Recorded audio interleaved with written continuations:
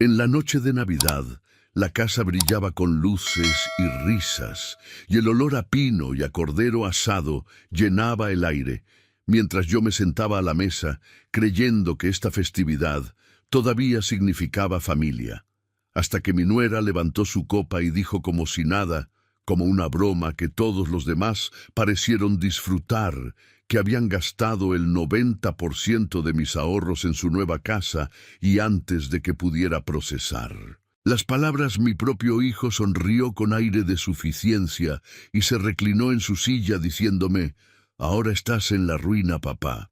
Y en ese momento el mundo se detuvo dentro de mi pecho, no por el shock, sino porque algo que se había estado doblando durante años finalmente se rompió. Sonreí no porque fuera débil, sino porque no tenía ni idea de lo que acababan de poner en marcha, y si alguna vez has sido traicionado por la gente por la que sacrificaste todo, entonces ya conoces este sentimiento, ese tipo de humillación que quema, pero con una claridad que corta más que la ira. Quédate conmigo, porque lo que parecía el fin de mi dignidad era solo el principio de su caída. Esta historia no trata de gritos o violencia, trata de paciencia, precisión y de ver a la gente que pensaba que había ganado darse. Cuenta lentamente de que nunca entendieron las reglas del juego. Oirás cómo una fiesta destinada a celebrar el amor se convirtió en el momento en que las máscaras cayeron, cómo la codicia se reveló en una sola frase y cómo el silencio se convirtió en mi arma más poderosa. Y si crees que esto termina conmigo, suplicando o perdonando, te equivocas, porque para cuando entendieron lo que realmente eran esos ahorros, la Navidad ya había terminado, y la lección que les esperaba duraría mucho más que la temporada. Quédate hasta el final, porque lo que sucede a continuación es el tipo de justicia que llega en silencio, pero no deja nada en pie, y demuestra que subestimar a la persona equivocada es el error más caro de todos. Mi nombre es Mateo Soler, tengo 68 años, un contable jubilado que pasó 41 años ayudando pequeñas empresas a mantener sus libros en orden y sus sueños vivos. Mi esposa Isabel falleció hace 4 años. Y desde entonces he vivido tranquilamente en un pequeño apartamento en Madrid, cuidando su memoria y creyendo que la familia, por imperfecta que fuera, seguía siendo lo único a lo que valía la pena aferrarse.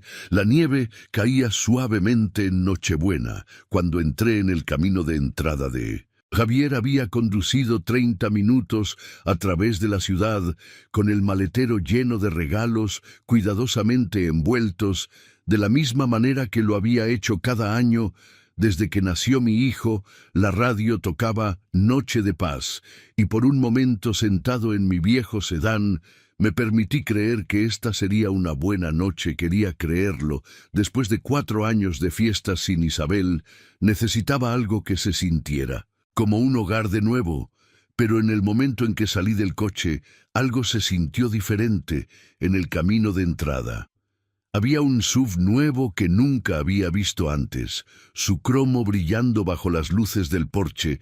La casa misma parecía transformada, persianas nuevas, un jardín nuevo a través de la ventana. Pude ver muebles que parecían pertenecer a una revista, no al modesto hogar del que mi hijo y su esposa se habían quejado durante años. Me quedé allí por un momento con los regalos en mis brazos, haciendo los cálculos que había hecho toda mi vida. Coche nuevo, muebles nuevos, todo nuevo. Los números no cuadraban con el salario de Javier. Entré. De todos modos, Valeria me recibió en la puerta con su sonrisa habitual, esa que nunca llegaba a sus ojos. Tenía 42 años, pulcra y precisa, el tipo de mujer que sabía exactamente cuánto costaba todo y se aseguraba de que todos los demás también lo supieran. Me besó la mejilla sin calidez y señaló hacia el salón. «Feliz Navidad, papá, ponte cómodo». Javier apareció desde la cocina sosteniendo una copa de vino. Mi hijo, 45 años, y en algún punto del camino se había convertido en un extraño con una cara familiar, Me saludó con la cabeza como se saluda a un vecino que apenas. ¿Conoces? Hola, papá. Me alegro de que hayas podido venir. Dejé los regalos debajo del árbol, notando lo pequeños y sencillos que parecían junto a la montaña de cajas de diseño que ya estaban allí. Mi nieta Sofía estaba sentada en un rincón. 7 años, dibujando en silencio en un cuaderno de bocetos, levantó la vista y me sonrió. Y por un momento recordé por qué seguía volviendo. La cena fue elaborada, Valeria. No. Había escatimado en gastos mientras comíamos. Habló de la casa nueva, el coche nuevo, los nuevos planes de renovación. Yo escuchaba y decía poco, observando la forma en que ella y Javier intercambiaban miradas, como si compartieran una broma privada. Luego, entre el plato principal y el postre, Valeria dejó su tenedor y me miró con una expresión que nunca olvidaré. Era triunfo apenas disfrazado de conversación casual. ¿Sabes, papá?, dijo. Deberíamos agradecerte por hacer todo esto posible. Incliné la cabeza ligeramente. ¿A qué te refieres? Se rió con ese sonido ligero y despreocupado que hacía cuando estaba más satisfecha consigo misma. La casa, el coche, todo usamos tus ahorros. Bueno, la mayor parte, el 90%, para ser exactos. Movió la mano, como si espantara algo trivial. La conseguimos por debajo del valor de mercado. Los vendedores estaban desesperados. Deberías agradecernos por invertir tu dinero tan sabiamente. Javier se reclinó en su silla y sonrió. Admítelo, papá. Estás básicamente en la ruina. Ahora la habitación se quedó en silencio.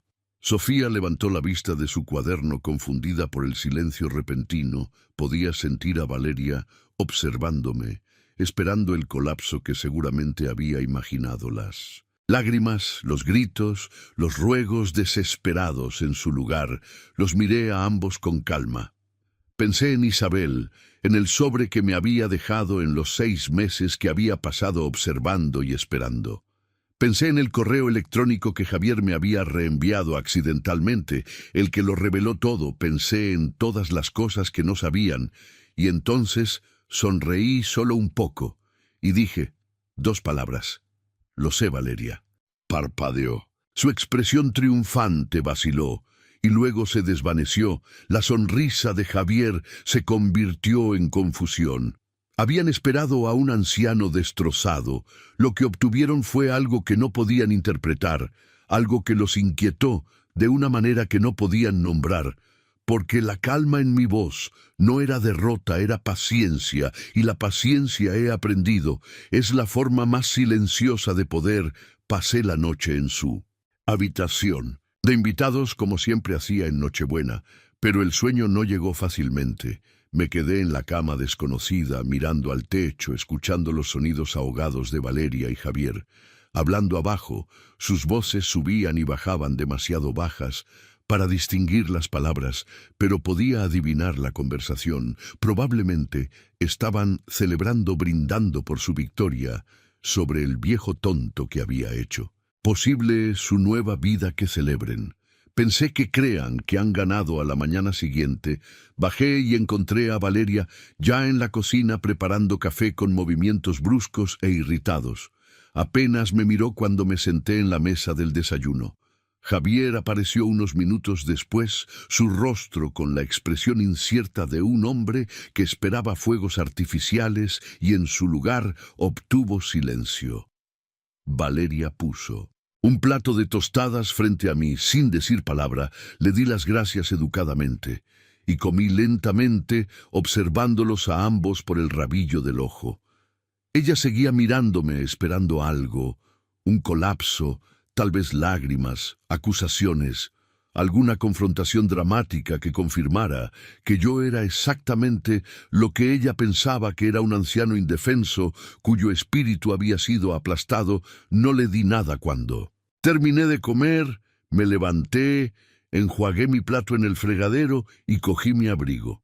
Gracias por el desayuno, dije con calma. Debería irme a casa. La compostura de Valeria se resquebrajó un poco. ¿Eso es todo?, preguntó con voz aguda. ¿Te vas sin más? Me volví para mirarla. Es el día después de Navidad. Imagino que tenéis planes. Me miró fijamente como si hubiera hablado en un idioma extranjero. Javier se movió, incómodo junto a la puerta con su taza de café congelada a medio camino de sus labios. Pude ver la confusión en sus ojos, la creciente comprensión de que algo no cuadraba. «Papá», dijo lentamente, «¿estás seguro de que estás bien?» Le sonreí la misma leve sonrisa que les había dado la noche anterior. «Estoy bien, hijo, feliz Navidad». Y luego me fui. Supe más tarde lo que pasó después de que me fuera Javier. Me lo contó meses después, cuando la verdad finalmente había atravesado los muros que había construido alrededor de su conciencia. Dijo que Valeria había caminado por la cocina durante casi una hora, cada vez más agitada con cada minuto que pasaba. «¿Por qué no está enfadado?», había exigido golpeando la encimera con la mano. «Acabamos de decirle que le quitamos todo, debería estar devastado, debería estar suplicándonos que se lo devolvamos. Se supone que los viejos se desmoronan cuando les quitas su seguridad».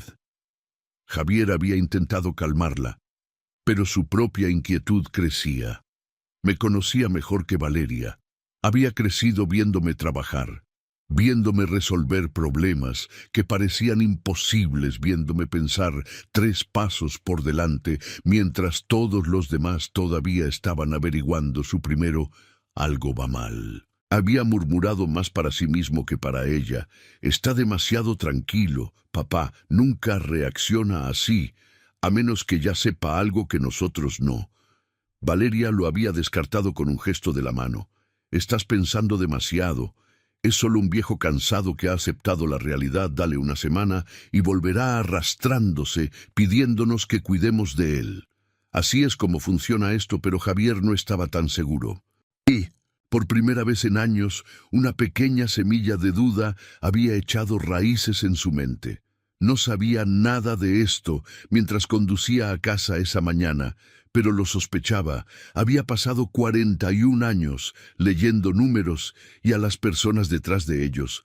Valeria era fácil de leer porque su codicia la hacía predecible. Javier era más difícil porque en algún lugar debajo de la debilidad todavía había un destello del niño que había criado. Si ese destello volvería a convertirse en una llama, alguna vez no lo sabía.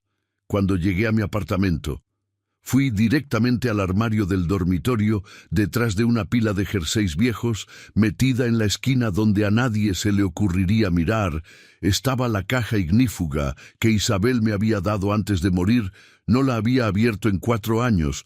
Me había hecho prometer que esperaría. «Sabrás cuándo es el momento», había dicho con voz débil pero segura, «cuando muestren sus verdaderos colores. Ábrela.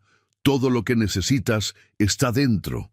Llevé la caja a mi cama y levanté la tapa dentro, acunado en una capa de tela suave.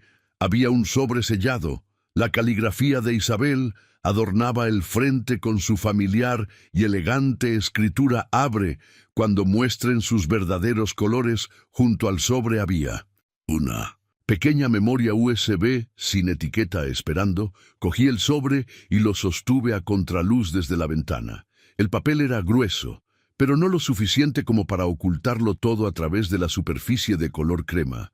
Pude ver el contorno de algo más dentro. No solo una carta, algo pequeño y metálico, una llave. Mi corazón latió un poco más rápido incluso en la muerte. Isabel seguía protegiéndome, siguiéndome, guiándome todavía 3 pasos por delante de todos los que pensaban que podían aprovecharse del hombre que amaba. Dejé el sobre suavemente. Aún no estaba listo para abrirlo. El momento llegaría pronto, pero primero quería ver hasta dónde llegarían Valeria y Javier. Quería conocer la medida completa de su traición antes de revelar la medida completa de mi respuesta. La paciencia, solía decir, Isabel, no es. Esperar es saber cuándo actuar. Y yo estaba muy cerca de saberlo. El sobre permaneció en la mesa de mi cocina durante 3 días. Pasaba junto a él cada mañana, tocaba sus bordes cada tarde, pero no lo abría. Algo Me decía que una vez que leyera lo que Isabel había dejado dentro, no habría vuelta atrás. La verdad fuera la que fuese, exigiría acción. Y antes de actuar, necesitaba entender exactamente lo que. Había perdido no el dinero era significativo, sí, 180. €70 no desaparecen sin consecuencias, pero mientras estaba sentado solo en mi silencioso apartamento, viendo la luz invernal desvanecerse a través de las ventanas, me di cuenta de que el dolor en mi pecho no tenía nada que ver con cuentas bancarias o ahorros. La herida era más profunda que eso. La herida era mi hijo. Me encontré pensando en los 3 años antes de que Isabel muriera, los años en que su enfermedad lo consumió todo cuando llegó el diagnóstico. Teníamos planes, íbamos a viajar, ver los picos de Europa, visitar el pequeño pueblo en Italia, donde nació su abuela. Habíamos ahorrado cuidadosamente, soñado en silencio, esperado pacientemente la jubilación que nos habíamos ganado en su lugar. Tuvimos hospitales, tratamientos especialistas que hablaban en tonos cuidadosos y medidos sobre en probabilidades y opciones. Vendí mi taller, el pequeño espacio que había alquilado durante años, donde restauraba muebles antiguos los fines de semana. Cancelé cada viaje, cada plan, cada sueño que no implicara mantener a Isabel viva un día más.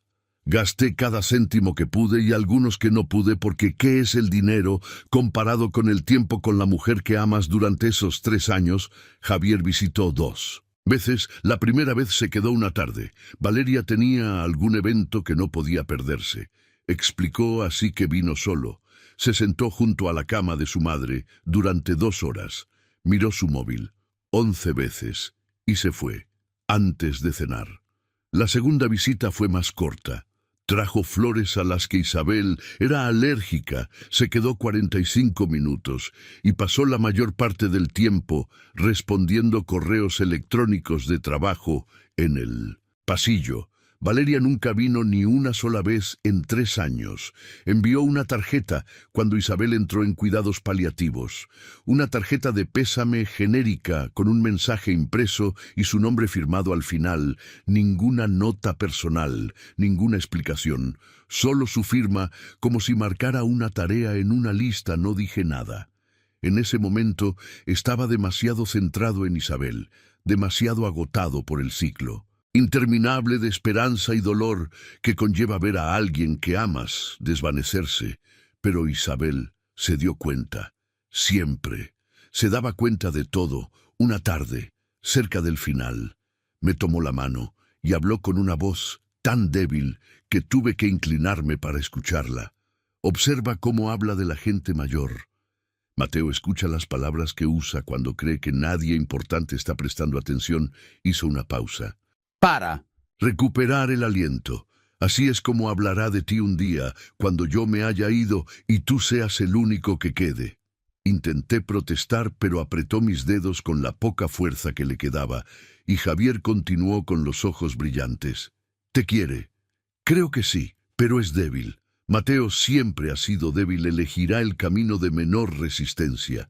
Cada vez, incluso si ese camino te pasa por encima del corazón. Me miró con una intensidad que atravesó la niebla de la medicación y el agotamiento. No dejes que su debilidad se convierta en tu herida. Prométemelo. Lo prometí, pero no lo entendí de verdad hasta la Nochebuena, cuando me senté a su mesa y vi a mi hijo reírse de mi ruina, cuando lo vi mirar a Valeria en busca de aprobación antes de cada palabra, cuando me di cuenta de que el niño que una vez me miró como si pudiera arreglarlo todo se había convertido en un hombre que no movería un dedo para defenderme. Esa fue la verdadera pérdida, no 180. 0 euro.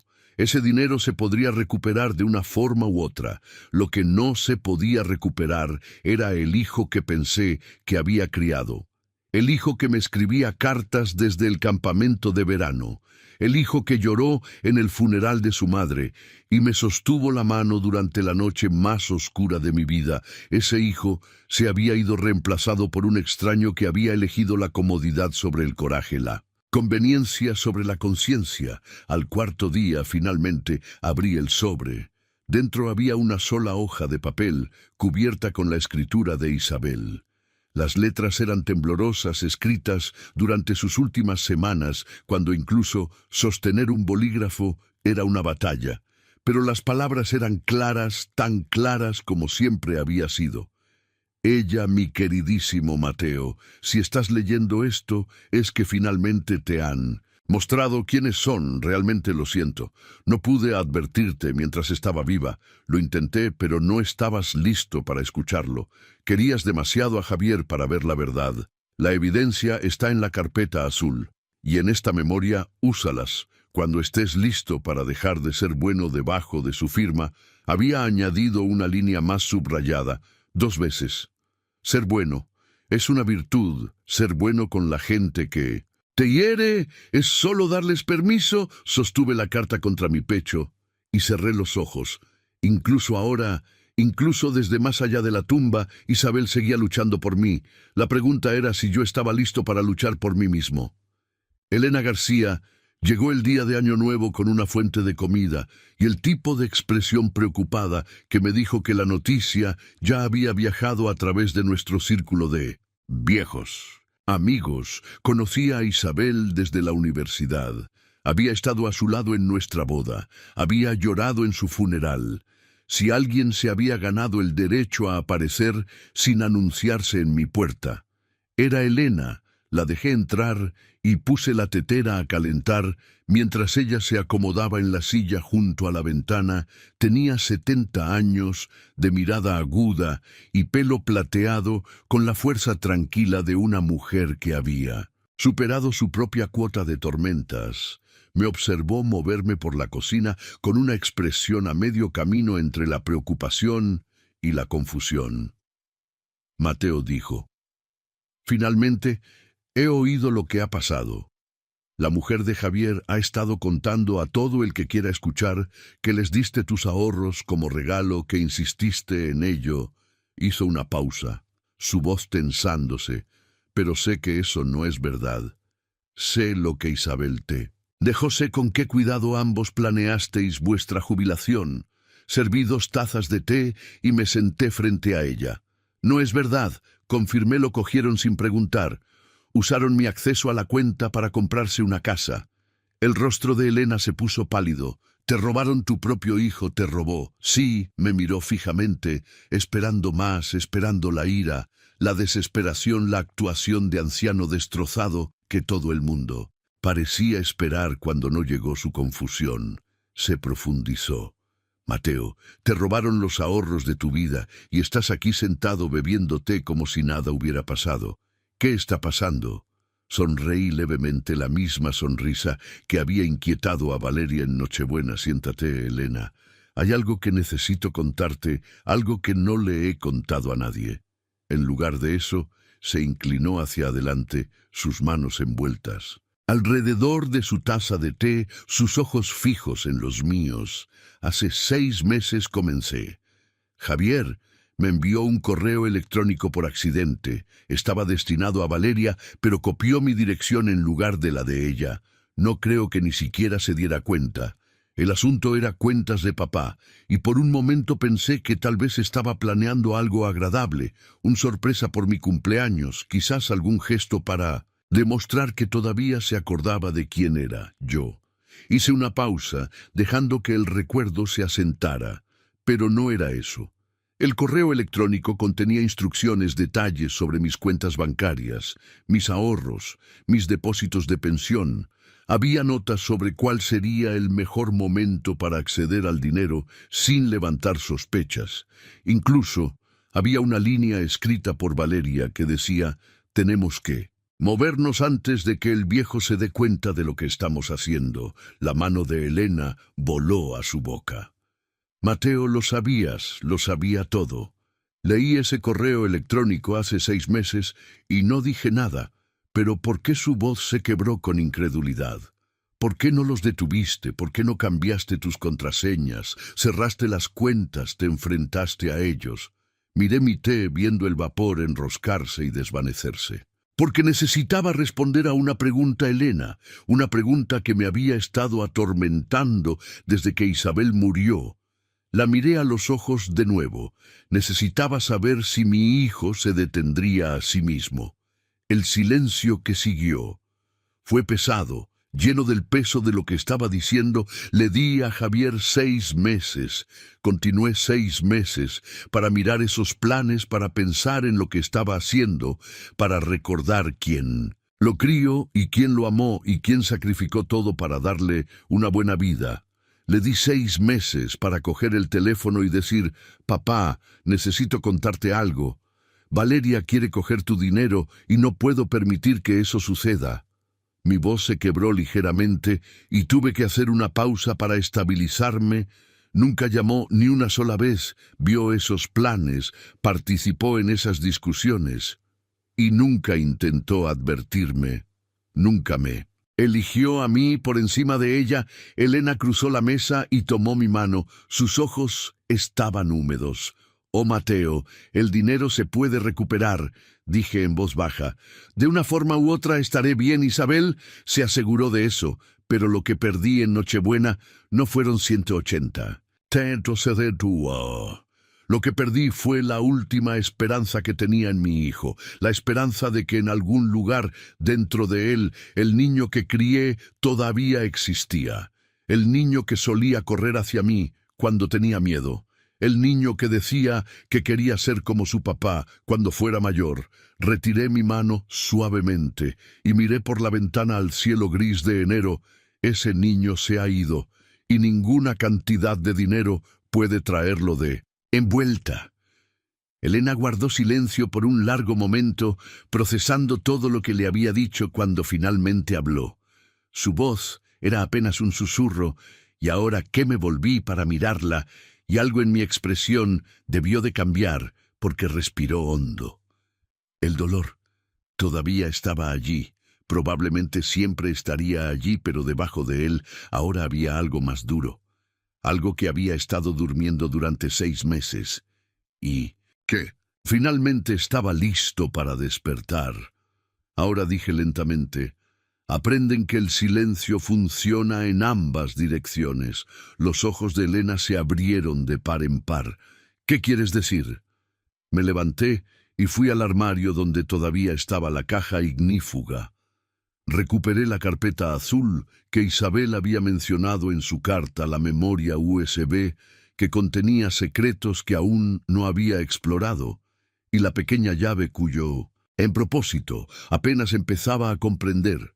Isabel lo sabía, dije, poniendo los objetos sobre la mesa entre nosotros. Vio lo que era Valeria años antes que yo reunió pruebas. Hizo planes. Me dejó todo lo que necesito para protegerme. Elena miró la carpeta y luego a mí. «Mateo, ¿qué vas a hacer?». Me senté de nuevo con las manos apoyadas tranquilamente a cada lado de la carpeta. «Voy a esperar un poco más, voy a dejar que piensen que han ganado, y cuando sea el momento adecuado voy a mostrarles exactamente lo que sucede cuando confundes a un hombre tranquilo con uno débil». Elena permaneció muy quieta por un momento, absorbiendo todo lo que había dicho. Luego buscó en el gran bolso que había traído consigo, el mismo bolso de cuero gastado que había llevado desde que tengo memoria. Sus manos temblaban ligeramente. Mientras sacaba una carpeta propia, su cubierta del mismo tono de azul que la que yo había recuperado de la caja de Isabel Mateo, dijo en voz baja: «Hay algo que necesito darte, algo que debería haberte dado antes, pero no estaba segura de si era el momento adecuado». Colocó la carpeta sobre la mesa entre nosotros. Isabel vino a verme 3 meses antes de morir. Estaba débil, apenas podía caminar sin ayuda. Pero insistió en hacer el viaje ella misma. Dijo que había cosas que necesitaba poner en orden. Mientras aún pudiera, me quedé mirando la carpeta, mi corazón latiendo de repente más rápido. Nunca me dijo que te visitó. Me pidió que no dijera nada. No quería preocuparte y no quería sembrar sospechas en tu mente que podrían no ser necesarias. La voz de Elena estaba cargada con el peso de un secreto. Guardado. Durante demasiado tiempo me dio esta carpeta y me hizo prometer que la guardaría a buen recojo. Dijo, dale esto a Mateo, solo si Valeria intenta algo, si todo va bien y me equivoco con ella. Entonces quémala y déjale recordar a nuestra familia en paz. Pero Valeria sí intentó algo, dije. Elena asintió. Escuché los rumores el día de Navidad. Para cuando llegó el Año Nuevo, la mitad de nuestros amigos me habían llamado preguntando si era verdad. Supe entonces que los peores temores de Isabel se habían hecho realidad. Empujó la carpeta más cerca de mí. Nunca la abrí. Mateo. Isabel me pidió que no lo hiciera, pero lo que sea que haya dentro, quería que lo tuvieras.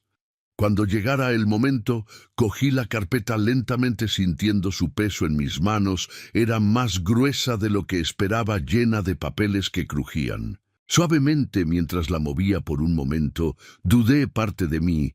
Quería creer que todavía había alguna explicación, algún malentendido que haría que todo fuera menos terrible de lo que parecía.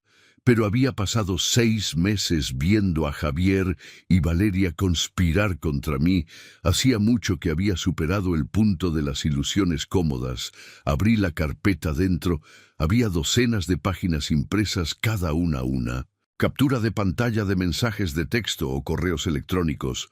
Las fechas abarcaban 3 años, comenzando poco después de la boda de Javier y Valeria, y continuando casi hasta la semana en que Isabel entró en cuidados paliativos.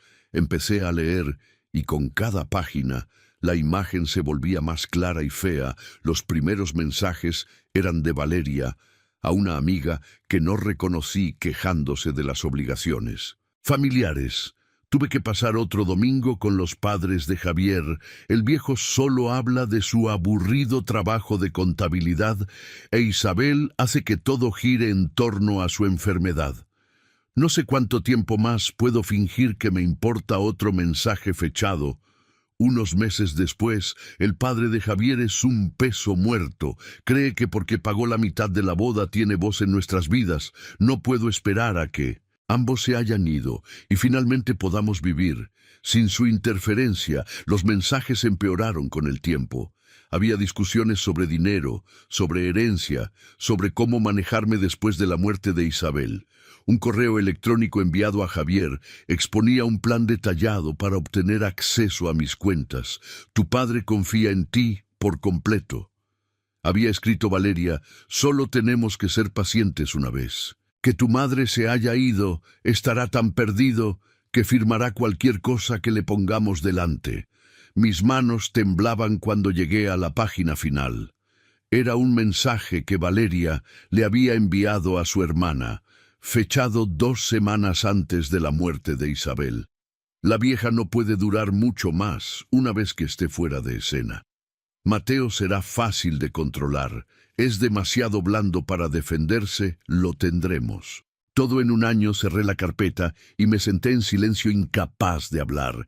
Elena se acercó y me tocó el brazo. Isabel vio todo esto. Dijo suavemente.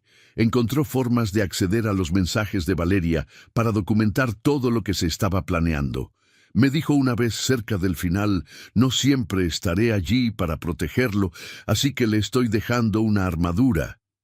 Los ojos de Elena brillaron con lágrimas. Sabía que este día llegaría Mateo. Sabía lo que era Valeria, y pasó sus últimos meses asegurándose de que no lo enfrentarías.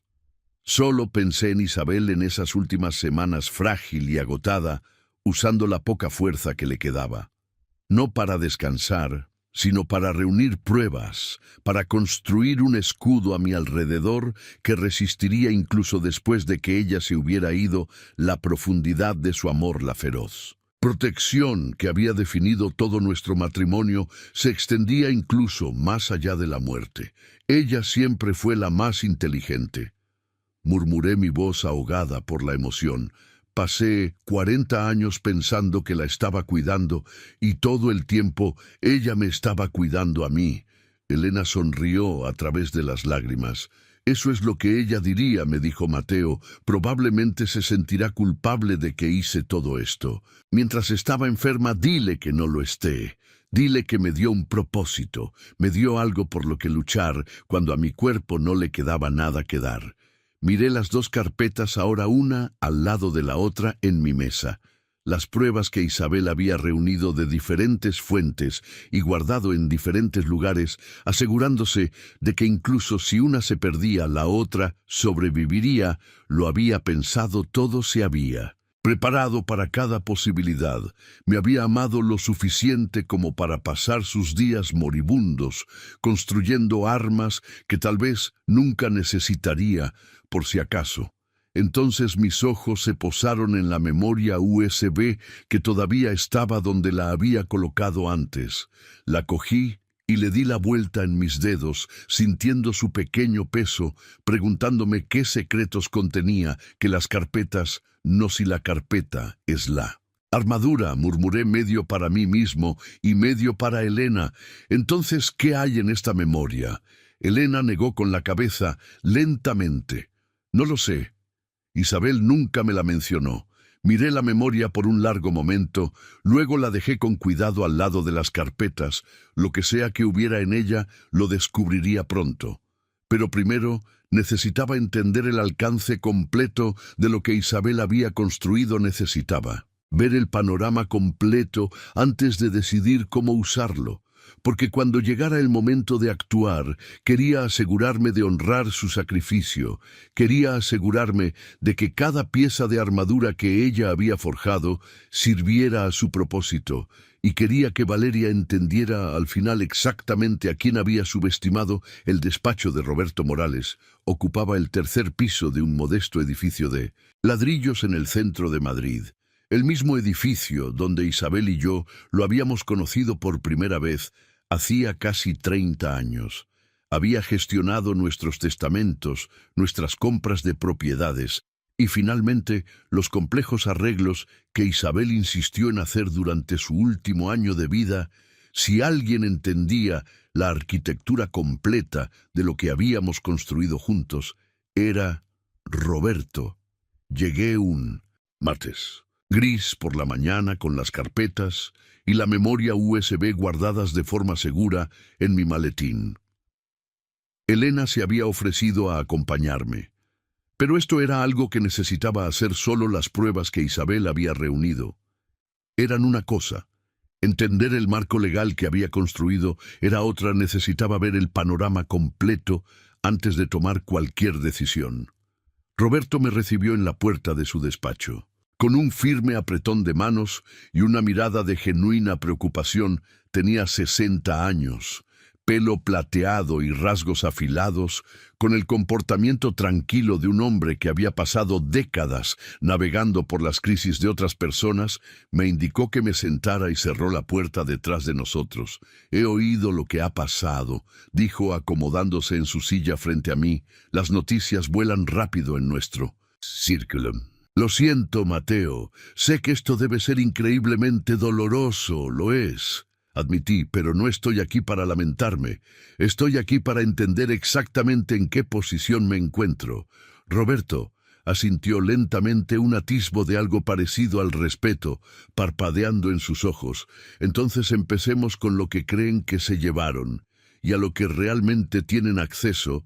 Sacó un archivo de su escritorio y lo abrió para revelar una serie de documentos cubiertos de denso texto legal. Cuando Isabel vino a verme hace 4 años, fue muy específica sobre lo que quería. Sabía que su salud estaba empeorando y le preocupaban ciertas vulnerabilidades en vuestra estructura financiera, específicamente la cuenta de ahorros, conjunta a la que Javier tenía acceso como usuario autorizado. Me incliné hacia adelante. Esa cuenta tenía. Ya sé esos 0 euros, ¿verdad? Correcto. E Isabel entendía que esa cuenta estaba expuesta. La llamaba la cuenta de superficie. Sabía que si alguien en la familia decidía aprovecharse de tu confianza, ahí es donde atacarían primero, así que tomó una decisión. Roberto hizo una pausa, dejando que el peso de sus siguientes palabras se asentara. Decidió dejarla expuesta. Fruncí el ceño. Quería que pudieran acceder a ella. Quería que pensaran que eso era todo lo que había. Roberto pasó una página en su archivo y señaló un complejo diagrama de cajas y flechas. La cuenta de superficie era un señuelo. Mateo, una prueba y una trampa combinadas. Los activos reales, los que realmente importan, están aquí. Golpeó una caja etiquetada como fideicomiso familiar irrevocable. Soler, se me cortó la respiración ligeramente. El fideicomiso, la liquidación del seguro de vida de Isabel, tus distribuciones de pensión, la cartera de inversiones que ambos construisteis durante 40 años, todo se transfirió a este fideicomiso. Durante sus últimos meses, está bajo la ley española, gestionado por un fideicomisario independiente, y es completamente inaccesible para cualquiera, excepto para ti, Roberto. Me miró Javier y Valeria. No tienen ningún derecho. Él no están nombrados como beneficiarios, ni siquiera saben que existe. ¿Cuánto? Pregunté en voz baja. Roberto me miró a los ojos. 2 millones de euros. La cifra quedó suspendida en el aire. Entre nosotros me recliné en mi silla procesando lo que me había dicho Isabel. Había pasado sus días moribundos, no solo reuniendo pruebas contra Valeria, sino reestructurando toda nuestra vida financiera para protegerme. Había visto la amenaza venir años antes de que llegara y había construido muros que yo nunca supe que existían. Hay algo más. Continuó Roberto, su tono cambiando a uno de cautela. Esa casa que Javier y Valeria compraron con tu dinero.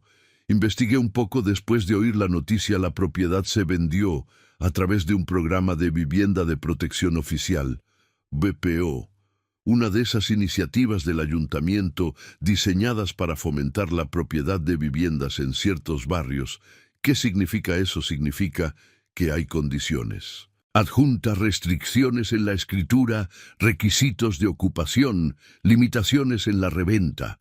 Roberto frunció el ceño. Esos programas siempre tienen condiciones. ¿Te mencionaron algo sobre restricciones cuando te hablaron de la compra? Negué con la cabeza. Solo mencionaron que la consiguieron por debajo del valor de mercado, que los vendedores estaban desesperados. El ceño de Roberto se acentuó. Los vendedores suelen estar desesperados en esas situaciones porque han descubierto que no pueden vender. Normalmente las restricciones lo complican. Tomó una nota en su blog. Investigaré los detalles, pero si no leyeron la letra pequeña con atención, puede que se hayan comprado un problema que aún no entienden. Absorbí esta información lentamente, añadiéndola a la imagen creciente en mi mente. Valeria había estado tan ansiosa por gastar mi dinero, tan segura de su victoria, que se había precipitado a una compra sin hacer la debida diligencia.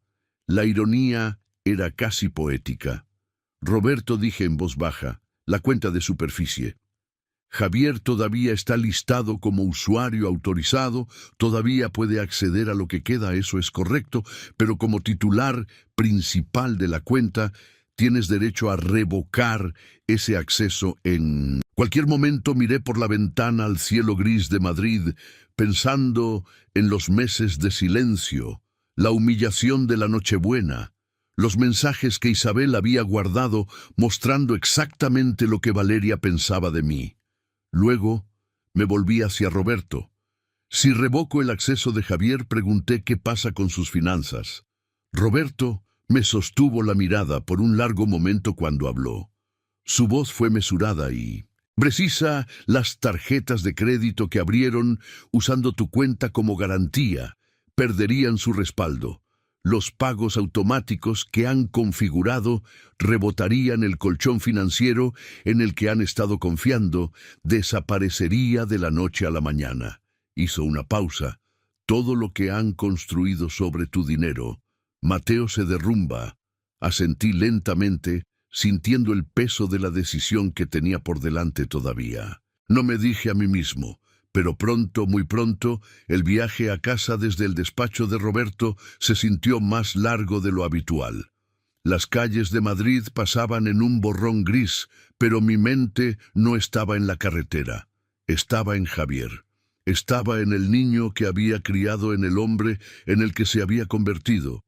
Y en la vasta y dolorosa distancia entre esas dos personas, aparqué en el complejo de mi apartamento y me senté en el coche durante mucho tiempo con el motor apagado y las manos aún en el volante. La información que Roberto me había dado era poderosa. Las pruebas que Isabel había reunido eran condenatorias, pero nada de eso respondía a la pregunta que más me atormentaba: ¿cómo llegamos a esto? ¿Cómo el niño que amaba más que a mi propia vida se convirtió en alguien que podía ver a su esposa, humillarme y reírse con ella?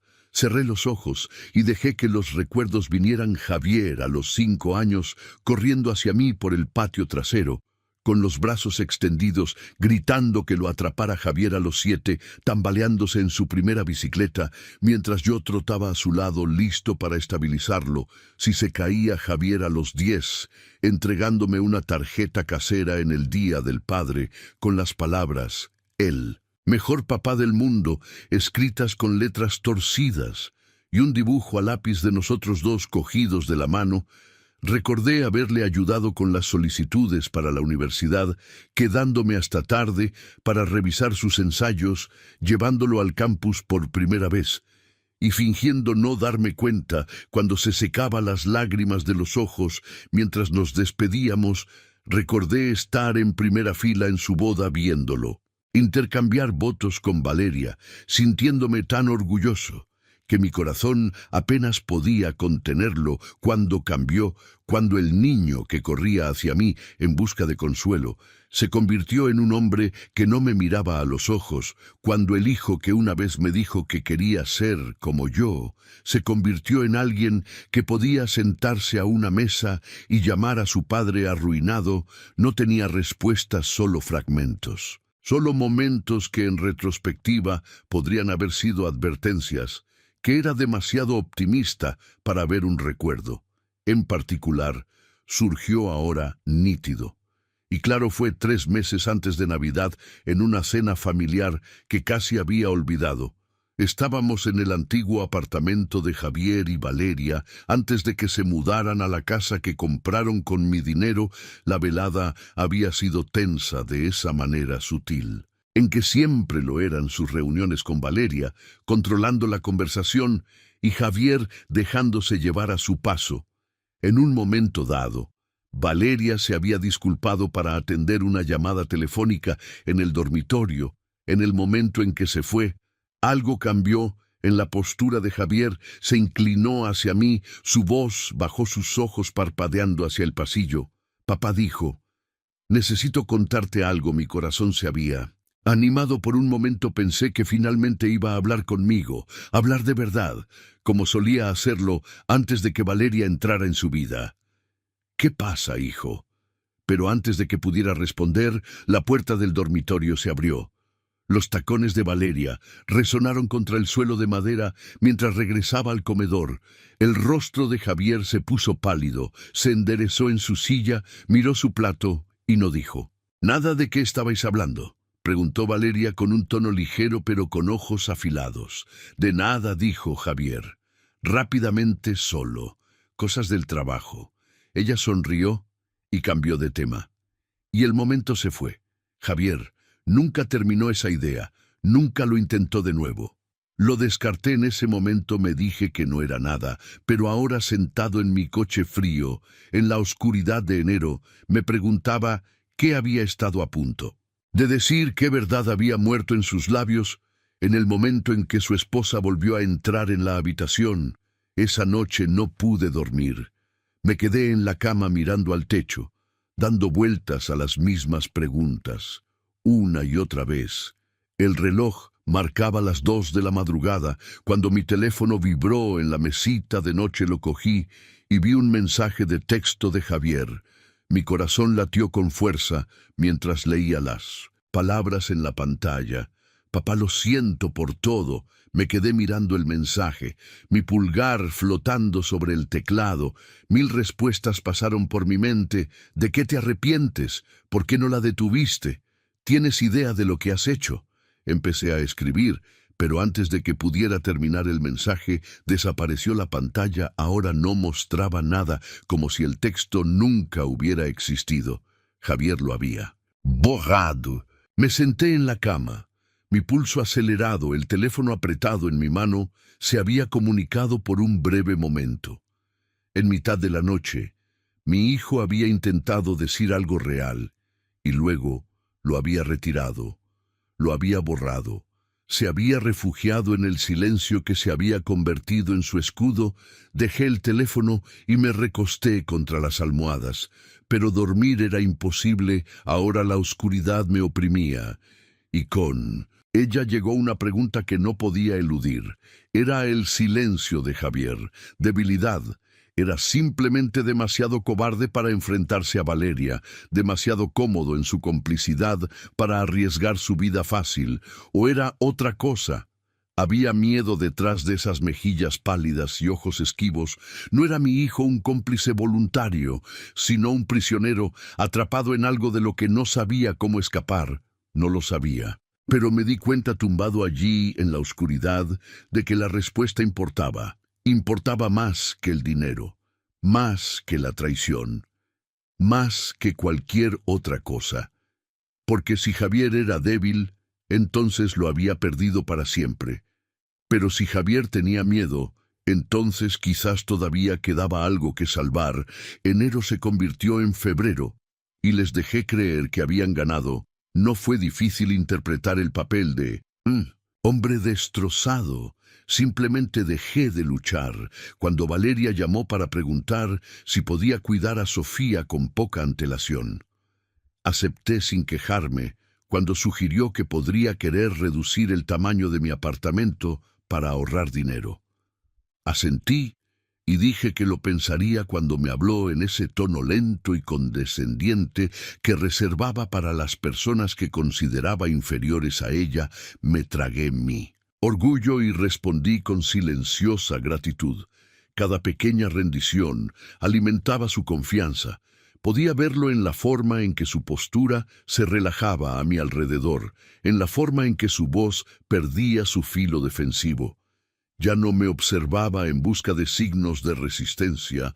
Había decidido que yo era exactamente lo que siempre había creído, que sería un viejo cansado que había aceptado su lugar en el fondo de la jerarquía familiar. ¿Ves? Le oí decir a Javier una tarde cuando pensaban que no los oía. Finalmente, está entrando en razón. Te dije que solo necesitaba tiempo para procesarlo. Los viejos son así, se resisten al cambio al principio, pero finalmente se adaptan. Javier murmuró algo que no pude oír, pero su tono llevaba el inconfundible peso de la duda. Cualquier respuesta que Valeria le diera debió ser brusca, porque se calló. Después de eso, archivé estas observaciones y continué mi actuación, que se sintiera segura, que creyera que la batalla había terminado. Cuanto más tiempo me subestimara, más completa sería mi respuesta final a finales de febrero. Valeria había pasado a la fase 2 de su plan. Me enteré de la misma manera que me enteraba de la mayoría de las cosas ahora, a través de una escucha atenta y una observación paciente. Planteó el tema en una cena de domingo con voz casual, pero calculada. «¿Sabes? He estado pensando», dijo rellenando su copa de vino mientras me miraba de reojo. «Papá, parece tan solo en ese apartamento, solo, sin nadie con quien hablar, sin nada que hacer todo el día. Debe ser deprimente». Javier se movió incómodamente en su asiento. «A mí me parece que está bien de verdad, Valeria». Inclinó la cabeza con preocupación ensayada. «Quiero decir, míralo, ha perdido peso. Apenas habla. Creo que podría ser más feliz en un lugar con más apoyo. Una de esas residencias de mayores donde hay actividades y gente de su edad». Mantuve mi expresión neutral, mis ojos en mi plato, mis manos firmes alrededor de mi tenedor, y honestamente, continuó Valeria, bajando la voz como si compartiera un secreto, Realmente nos vendría bien el espacio extra. Su apartamento sería un trastero perfecto. O podríamos alquilarlo para ayudar a cubrir algunos de nuestros gastos. Javier dudó. Pude sentir sus ojos sobre mí, buscando algo. Una reacción, tal vez una señal de que estaba escuchando, de que todavía me quedaba lucha. No le di nada, no sé, dijo finalmente. Tal vez deberíamos preguntarle qué quiere. Valeria se rió por... Supuesto que le preguntaremos. Solo digo que deberíamos empezar a investigar opciones por su propio bien. La conversación pasó a otros temas, pero la semilla había sido plantada ahora. Entendía exactamente hasta dónde estaba dispuesta a llegar.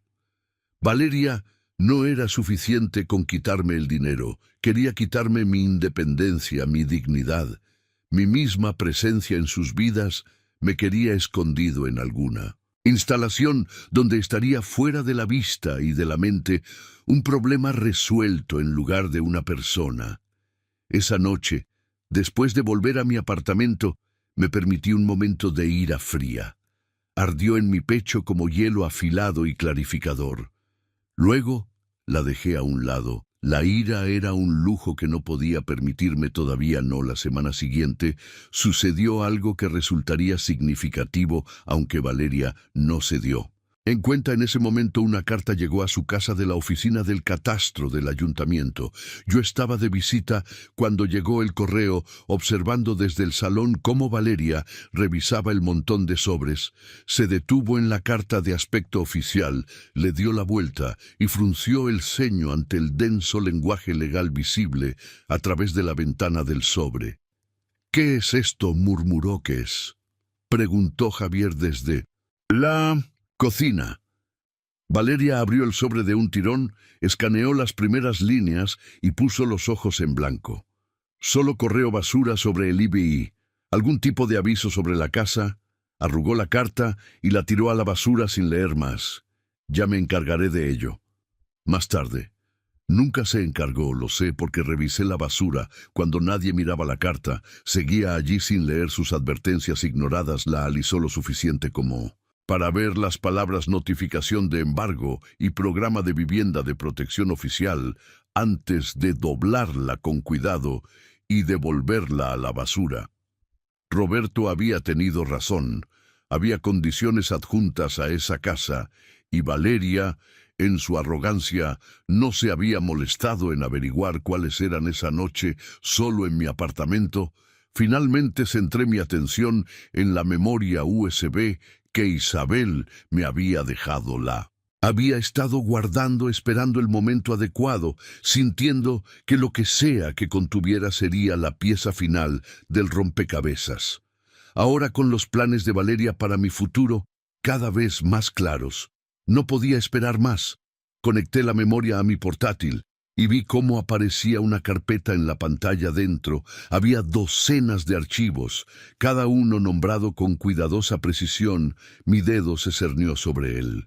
Primero mensajes, 2021. PDF. Respiré hondo, me recompuse y hice clic. La primera carpeta contenía exactamente lo que esperaba. Capturas de pantalla de mensajes de texto, docenas de ellos abarcando casi 2 años, las palabras de Valeria a amigos, a colegas, a su hermana. Cada mensaje pintaba la misma imagen, un retrato de desprecio oculto detrás de una sonrisa. Mateo todavía piensa que nos importan sus visitas, de verdad le había escrito a una amiga llamada Jessica. Es patético lo desesperada que se vuelve la gente mayor por un poco de atención. Pero no te preocupes, en cuanto firme todo, lo meteremos en una residencia. Javier es demasiado cobarde para detenerme. Otro mensaje enviado a su hermana. El viejo no para de hablar de tradiciones familiares, como si a alguien le importaran sus historias de hace 50 años. Yo sonrío, asiento. Y cuento los días hasta que no tenga que fingir más. Y otro fechado apenas unas semanas antes de Navidad. La fase 1 está casi completa. Una vez que el dinero se transfiera, comienza la fase 2 para estas fechas. El año que viene, Mateo, será problema de otro. Leí cada mensaje lentamente dejando que las palabras se asentaran. La crueldad ya no era sorprendente, había visto suficientes pruebas para saber quién. Era realmente Valeria, pero verlo expuesto tan crudamente mensaje tras mensaje, año tras año, todavía tenía un peso que me oprimía el pecho.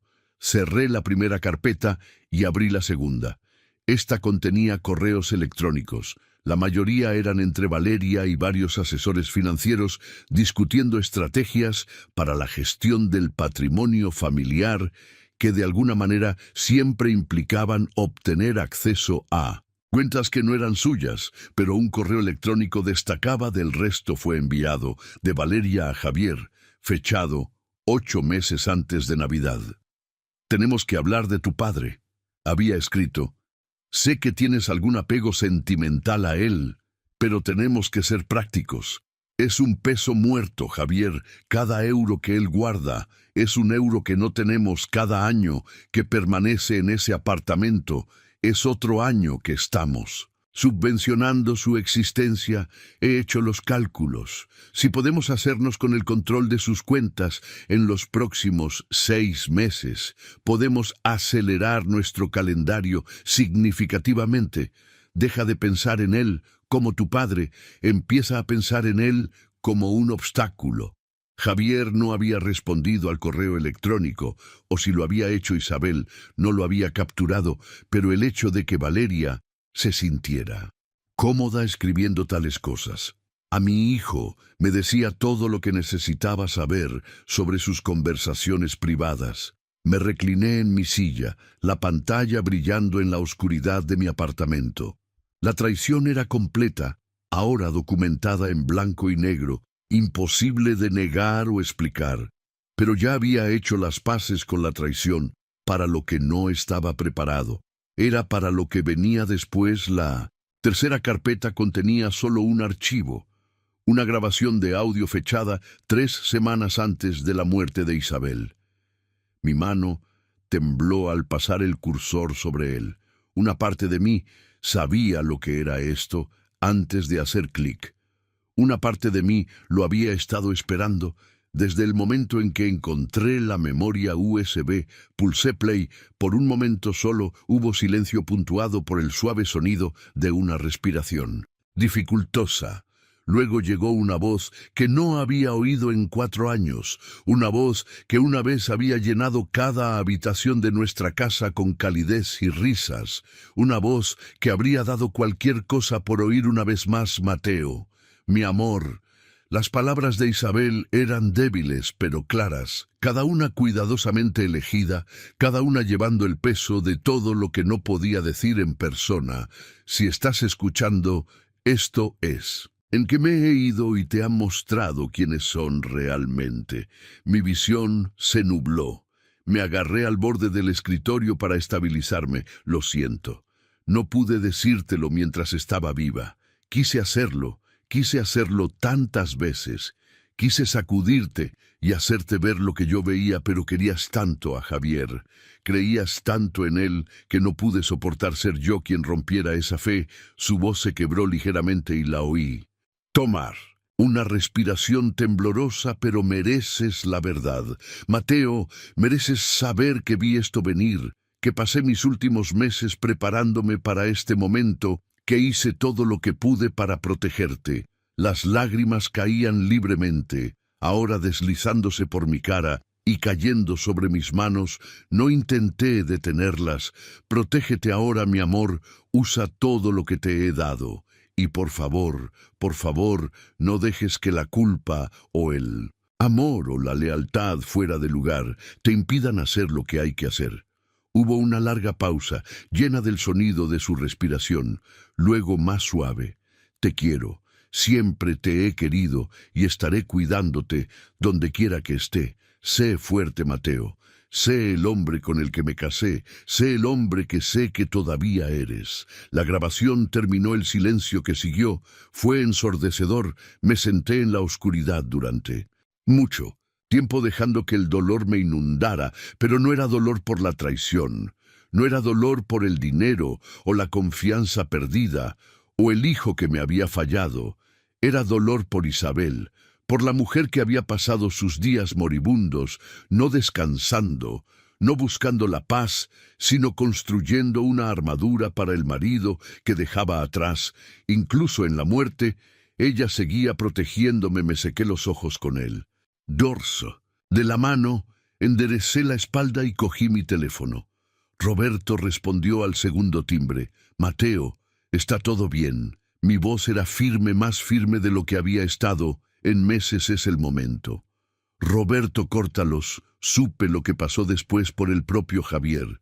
Meses más tarde, cuando las aguas se calmaron y la verdad finalmente había roto los muros entre nosotros, me contó cada detalle con la voz cargada de vergüenza, y yo escuché sin interrupción. Esto es lo que me contó. Era un sábado por la mañana a principios de marzo. Valeria había decidido llevar a Sofía de compras para comprar ropa nueva para el colegio, un viaje rutinario al centro comercial que debería haber sido intrascendente. Deambularon por los grandes almacenes Sofía, agarrando un jersey morado del que se había enamorado Valeria, amontonando artículos. En su cesta, con la confianza casual de alguien que nunca se había preocupado por el dinero en la caja. La cajera escaneó los artículos y anunció el total. Valeria entregó su tarjeta de crédito sin mirar. Ya navegando por su teléfono, pasó un momento, luego otro. La cajera carraspeó. «Lo siento, señora, esta tarjeta ha sido rechazada». Valeria levantó la vista molesta. «Eso es imposible. Pásela de nuevo». La cajera intentó de nuevo el mismo resultado.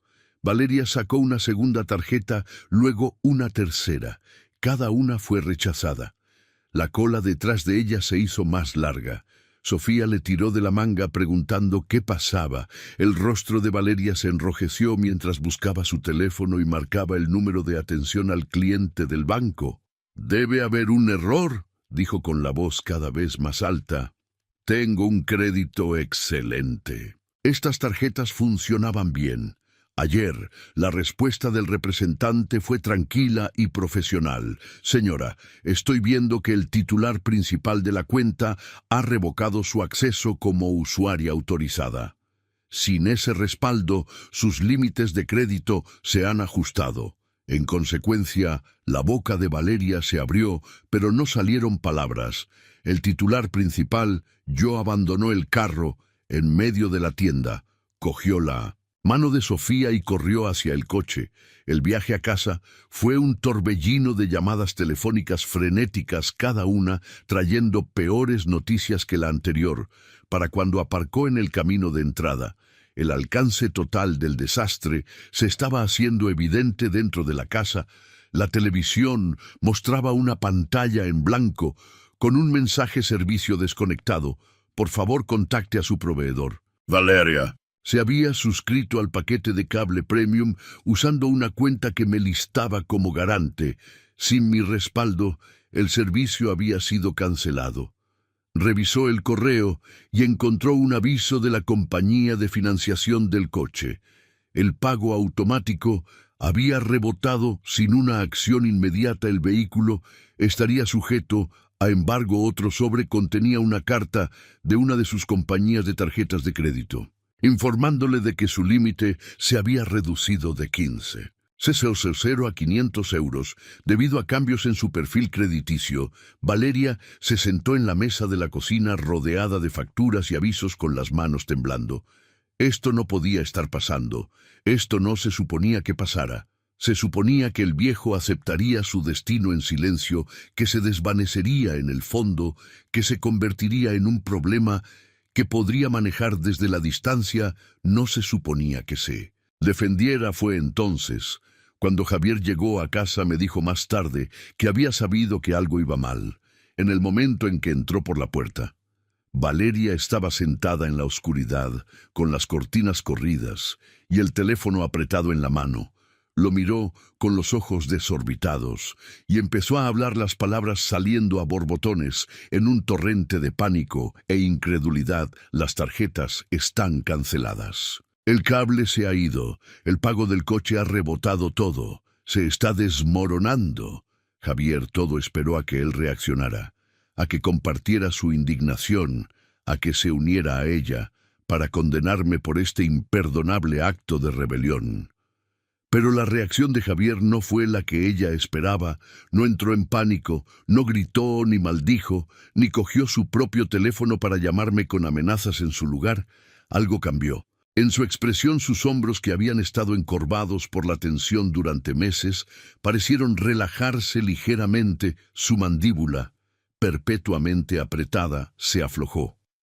«Daniel», dijo Valeria con la voz cada vez más alta, «¿me has oído? Tu padre ha hecho esto. Está tratando de destruirnos, Javier». La miró por un largo momento y luego muy silenciosamente dijo, «Tal vez nos lo merecíamos». Valeria lo miró como si hubiera hablado en un idioma extranjero. «¿Qué acabas de decir?». Pero Javier no repitió sus palabras. Pasó a su lado, subió las escaleras y cerró la puerta del dormitorio detrás de él.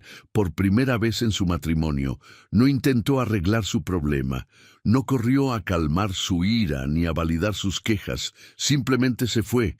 Valeria se sentó sola en la creciente oscuridad, la realidad de su situación oprimiéndola, como un peso físico. La vida cuidadosamente construida que había levantado con mi dinero se estaba desmoronando. Y por primera vez no tenía a nadie a quien culpar más que a sí misma. Sus manos temblaron al coger su teléfono y buscar mi número. No me había llamado en meses, no lo había necesitado. Se suponía que yo era irrelevante, un personaje secundario en la historia de su éxito, pero ahora con todo desmoronándose a su alrededor, yo era el único que podía explicar lo que estaba pasando. Pulsó el botón de llamada y esperó. Respondí al tercer timbre. «Papá», dijo su voz despojada de su confianza habitual, temblando con algo que podría haber sido miedo. «¿Qué está pasando? ¿Qué has hecho?». Dejé que el silencio se extendiera entre nosotros por un largo momento, y luego con calma respondí: «Hice exactamente lo que me enseñaste, Valeria. Protegí mis intereses. Después de esa única llamada telefónica dejé de responder». Valeria lo intentó de nuevo esa noche y a la mañana siguiente. Y a la mañana siguiente, durante la semana siguiente, mi teléfono se llenó de mensajes de voz, cada uno una ventana a su desmoronamiento. Los escuché una vez, sentado solo en mi apartamento, con una taza de té, dejando que sus palabras me bañaran como olas contra una piedra. Los primeros mensajes eran exigentes. «Mateo, esto es ridículo. Llámame de inmediato, tenemos que discutir esto como adultos». Su voz llevaba el filo agudo de alguien acostumbrado a ser obedecido. Cuando no respondí, el tono cambió. «Papá, por favor, no entiendo qué está pasando. Somos familia, lo que sea que haya hecho para molestarte. Podemos arreglarlo». La súplica duró 2 días antes de agriarse en algo más feo. «¿Crees que puedes cortarnos el grifo? Así como así, después de todo lo que hemos hecho por ti, viejo desagradecido, te acogimos en las fiestas, te dejamos ver a tu nieta, y así es como nos lo pagas». Su voz se quebró de furia. «¿Te arrepentirás de esto? Te prometo que te arrepentirás». Pero las amenazas requieren palanca, y Valeria no tenía ninguna al final de la semana. Sus mensajes habían vuelto a la desesperación.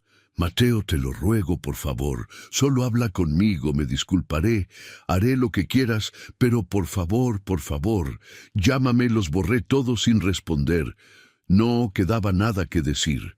El tiempo de hablar había pasado hacía mucho tiempo. En todas esas ocasiones en que una simple conversación podría haberlo cambiado todo, ella había elegido el silencio cuando le convenía. Ahora podía experimentar cómo se sentía ese silencio desde el otro lado. Lo que pasó después lo supe por Javier. Durante una de nuestras conversaciones posteriores, me contó la noche en que Valeria recordó la carta. Era pasada la medianoche y no había podido dormir. Yacía en la cama mirando al techo, repasando cada cuenta financiera, cada activo, cada posible fuente de dinero que pudiera salvarla de él. colapso que se cernía sobre ella, y entonces, como una mano fría agarrándole la garganta, recordó el sobre de la oficina del catastro del ayuntamiento. El que había mirado de reojo y tirado sin leer, saltó de la cama y corrió escaleras abajo a la cocina. La basura había sido sacada hacía días, pero rebuscó en el contenedor de reciclaje la pila de periódicos viejos, el montón de correo basura que había. Metido en un cajón finalmente arrugado debajo de una caja de pizza en el garaje, lo encontró. La carta era peor de lo que podría haber imaginado. Era una notificación de embargo informándole de que el anterior propietario de la propiedad tenía una disputa fiscal sin resolver con el ayuntamiento, como Valeria había renunciado al seguro de título para ahorrar unos cientos de euros en el cierre. El embargo se le había transferido a ella con la compra, ahora debía 17. Ese 0 euro en impuestos atrasados que nunca supo que existían, pero eso era solo el principio. A la mañana siguiente, con las manos temblando, llamó a un abogado inmobiliario. Le explicó la situación en un torrente de palabras, esperando tranquilidad, esperando algún resquicio legal que hiciera desaparecer la pesadilla. El abogado escuchó pacientemente, hizo algunas preguntas y luego le dio la noticia que sellaría su destino, señora Soler. La propiedad que compró se vendió a través de un programa de vivienda de protección oficial. Está familiarizada con los términos de ese programa. La voz de Valeria era apenas un susurro. No, el programa ofrece impuestos sobre la propiedad reducidos a cambio de ciertos compromisos por parte del comprador. Uno de esos compromisos es una restricción en la escritura. No. Puede vender la propiedad durante 5 años a partir de la fecha de compra. Si intenta vender antes de que finalice ese periodo, se le exigirá que devuelva todos los impuestos bonificados, más una penalización del 15%. La habitación giró a su alrededor. ¿Cuánto sería eso? El abogado hizo una pausa calculando, basándose en el valor de la propiedad y el calendario de bonificaciones.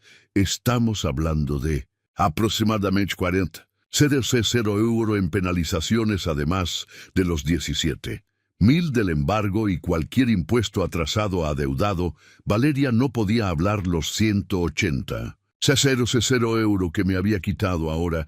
Estaban encerrados en una casa que no podía vender, no podía refinanciar, no podía escapar el trofeo del que había estado tan orgullosa.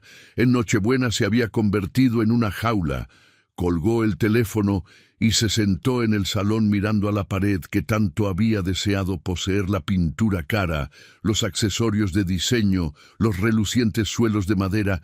Todo se sentía diferente ahora. La casa ya no era un símbolo de su victoria, era un monumento a su fracaso, una prisión construida con dinero robado que no podía usar ni devolver esa noche.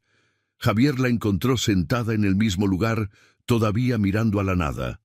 No preguntó qué pasaba, ya lo sabía. Había oído suficientes de sus llamadas telefónicas, visto suficientes de las cartas amontonándose, visto suficiente de su cuidada fachada desmoronarse para entender que la vida que habían construido se estaba cayendo a pedazos. Se quedó en la puerta durante un largo momento, observando a su esposa. Luego sacó su teléfono y envió un mensaje de texto.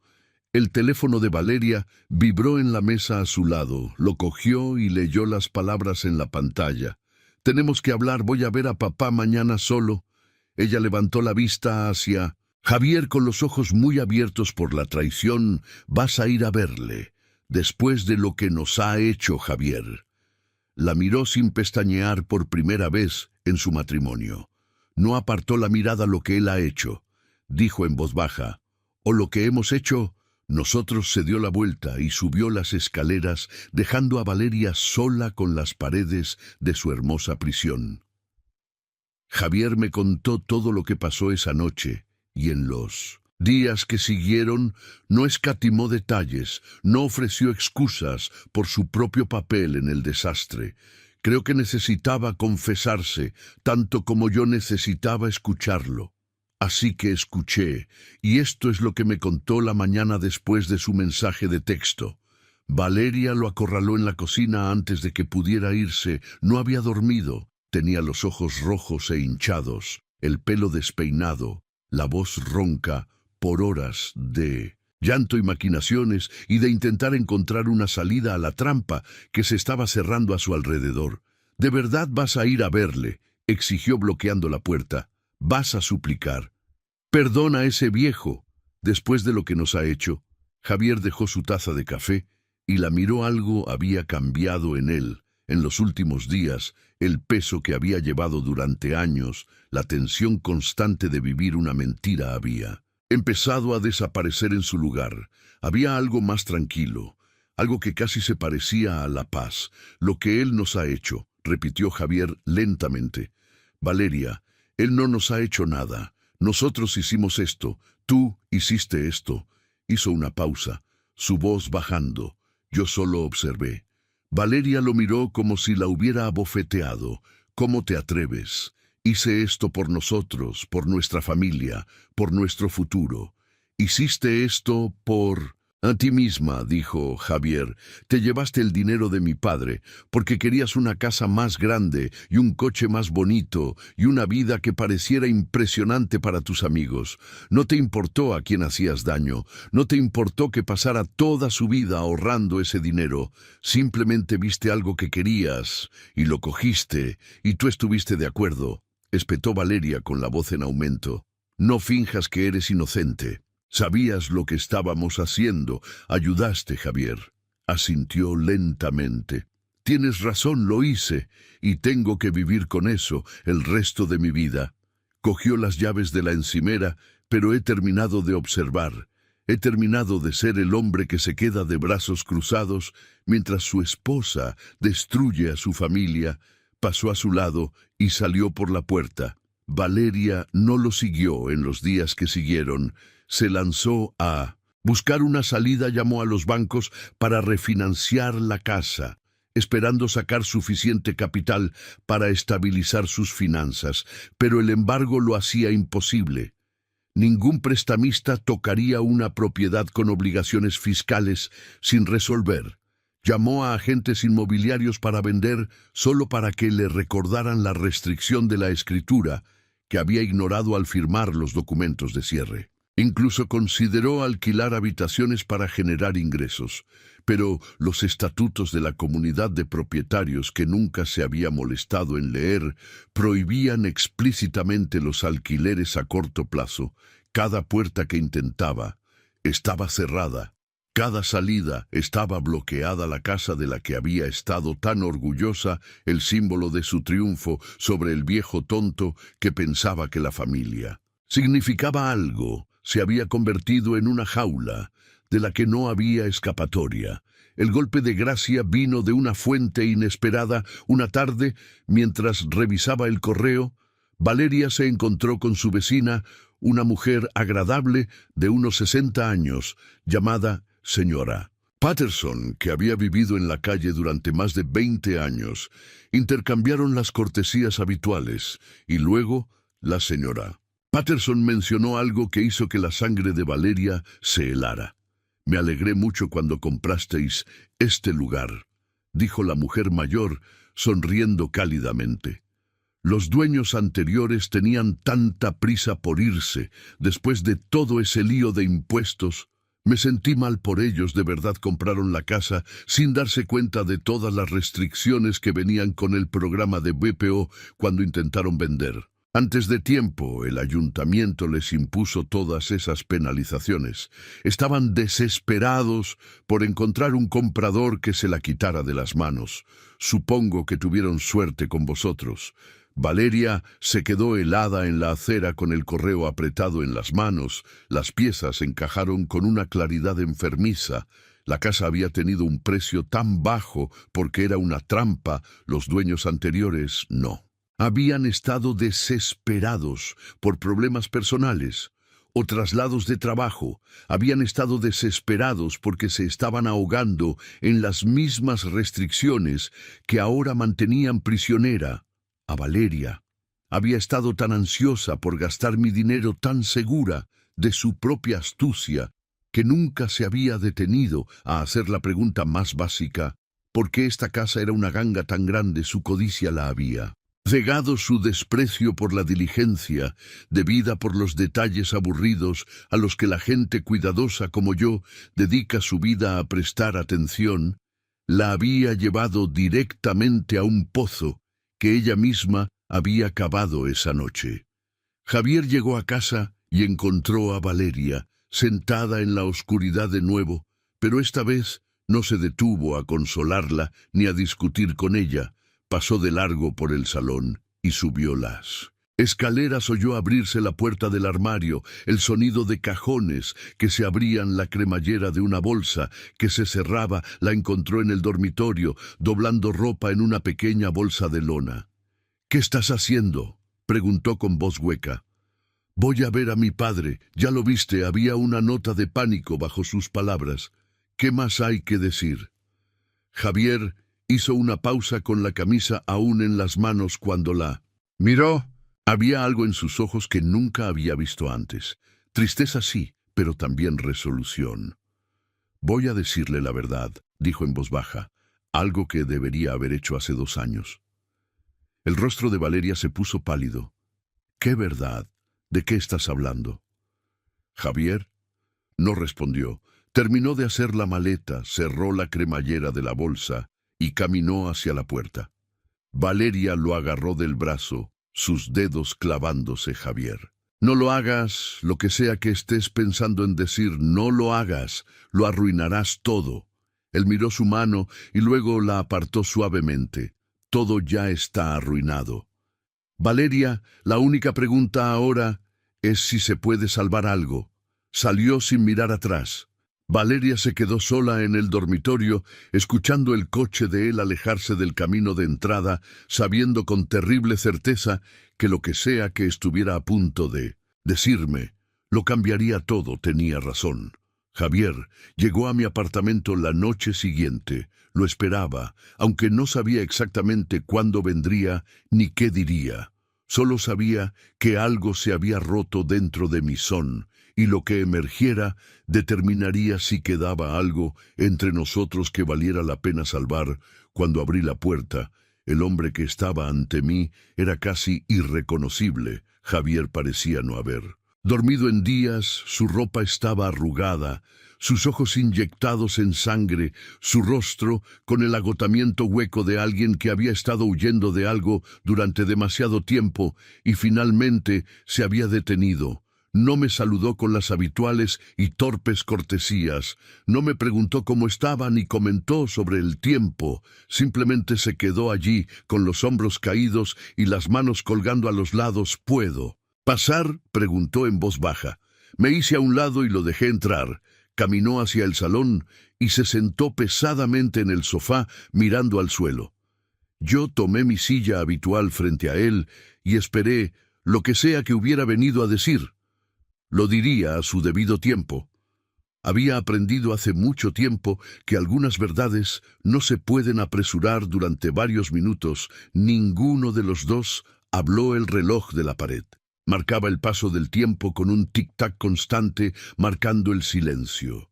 Luego, Javier levantó la cabeza y me miró con ojos que brillaban con lágrimas que luchaba por contener. «Necesito contarte algo», dijo con la voz apenas por encima de un susurro. «Algo que debería haberte contado hace 2 años. Asentí, pero no hablé. Este era su momento. Su confesión no la haría más fácil ni más difícil de lo que tenía que ser». Javier respiró temblorosamente. «Hace 2 años, en una cena familiar, intenté advertirte sobre Valeria, sobre lo que estaba planeando». Hizo una pausa, tragando saliva. «Probablemente no te acuerdes. Fue solo un momento. Estábamos en la mesa. Valeria se había ido a atender una llamada telefónica y empecé a decir algo. Dije, papá, necesito contarte. Pero entonces ella volvió y me detuve», recordaba él. Recuerdo había surgido recientemente un fragmento que había examinado en las oscuras horas de noches de insomnio, el rostro pálido de Javier, su frase inacabada, la forma en que se había retirado en el momento en que Valeria reapareció. Lo recuerdo, dije. El rostro de Javier se descompuso. Ella me oyó empezar a decir algo, y lo supo esa noche, después de que te fueras. Me confrontó. Estaba furiosa. Dijo su voz se quebró y tuvo que detenerse para recomponerse. Dijo que si alguna vez intentaba advertirte de nuevo, pediría el divorcio. Dijo que me quitaría a Sofía. Dijo que vería a mi hija los fines de semana solo y bajo supervisión, a través de un abogado. Me miró con lágrimas corriendo por su rostro. Dijo: «Pruébame, Javier, a ver qué pasa». Las palabras quedaron suspendidas en el aire entre nosotros, pesadas con todos los años de silencio que explicaban. Estaba aterrorizado, continuó Javier con la voz en carne viva. Sofía tenía 5 años. Era todo mi mundo la idea de perderla, de convertirme en un extraño que aparece 2 veces al mes. Mientras Valeria la envenenaba contra mí, no podía soportarlo, así que me quedé callado. Me dije a mí mismo que estaba protegiendo a mi hija, pero la verdad es que fui un cobarde. Elegí mi comodidad por encima de tu dignidad. La vi humillarte, quitarte tu dinero, reírse de tu ruina, y no dije nada porque tenía miedo. Hundió la cara entre las manos, sus hombros temblando con sollozos. «Lo siento, papá, lo siento mucho, sé que no cambia nada, sé que no puedo deshacer lo que pasó, pero necesitaba que lo supieras, necesitaba que entendieras que yo no quería esto, nunca quise esto». Me senté en silencio por un largo momento, dejando que sus palabras se asentaran en mí. La ira que había llevado durante meses, el dolor por perder a mi hijo, la amarga certeza de que había elegido la codicia sobre el amor, todo se movió y se reorganizó a la luz de esta nueva verdad. Javier no había sido un cómplice voluntario, había sido un rehén. Valeria había usado lo único que más amaba, a su hija, como un arma para asegurar su sumisión. Lo había atrapado con la misma seguridad con que me había atrapado a mí, usando el miedo en lugar del dinero, el silencio en lugar del robo. Pero entender no es lo mismo que absolución. Javier todavía había tomado decisiones, todavía se había quedado de brazos cruzados mientras me humillaban. Todavía había permitido que pasaran años sin encontrar una manera de liberarse. «Estabas atrapado», dije finalmente, mi voz firme. «Ahora lo entiendo. Valeria usó a Sofía en tu contra, de la misma manera que usó mi confianza en mi contra». Javier levantó la vista, la esperanza parpadeando en sus ojos enrojecidos. «Pero estar atrapado», continué, «no significa que dejes de intentar escapar, no significa que te rindas y aceptes tu jaula. Significa que luchas más duro, significa que encuentras otra manera». Tuviste 2 años, Javier, 2 años para encontrar la manera de advertirme sin que Valeria lo supiera. 2 años para construir un caso, para documentar su comportamiento, para encontrar un abogado que pudiera proteger tus derechos de custodia. En lugar de eso, no hiciste nada, esperaste hasta que todo se derrumbó antes de encontrar el coraje para hablar. La esperanza en sus ojos se atenuó, reemplazada por el pesado peso del reconocimiento. Sabía que tenía razón, siempre lo había sabido. «No digo esto para castigarte», añadí, mi voz suavizándose. «Lo digo porque necesitas oírlo. Necesitas entender que lo que pasó no fue del todo culpa de Valeria. Tú también tuviste tu parte, y si alguna vez vamos a reconstruir algo real entre nosotros, tiene que empezar contigo, aceptando eso». Javier asintió lentamente, secándose la cara con el dorso de la mano. Lo sé, te fallé, no pido perdón, ni siquiera pido otra oportunidad. Solo quería que supieras la verdad antes de que pudiera responder». Sonó el timbre.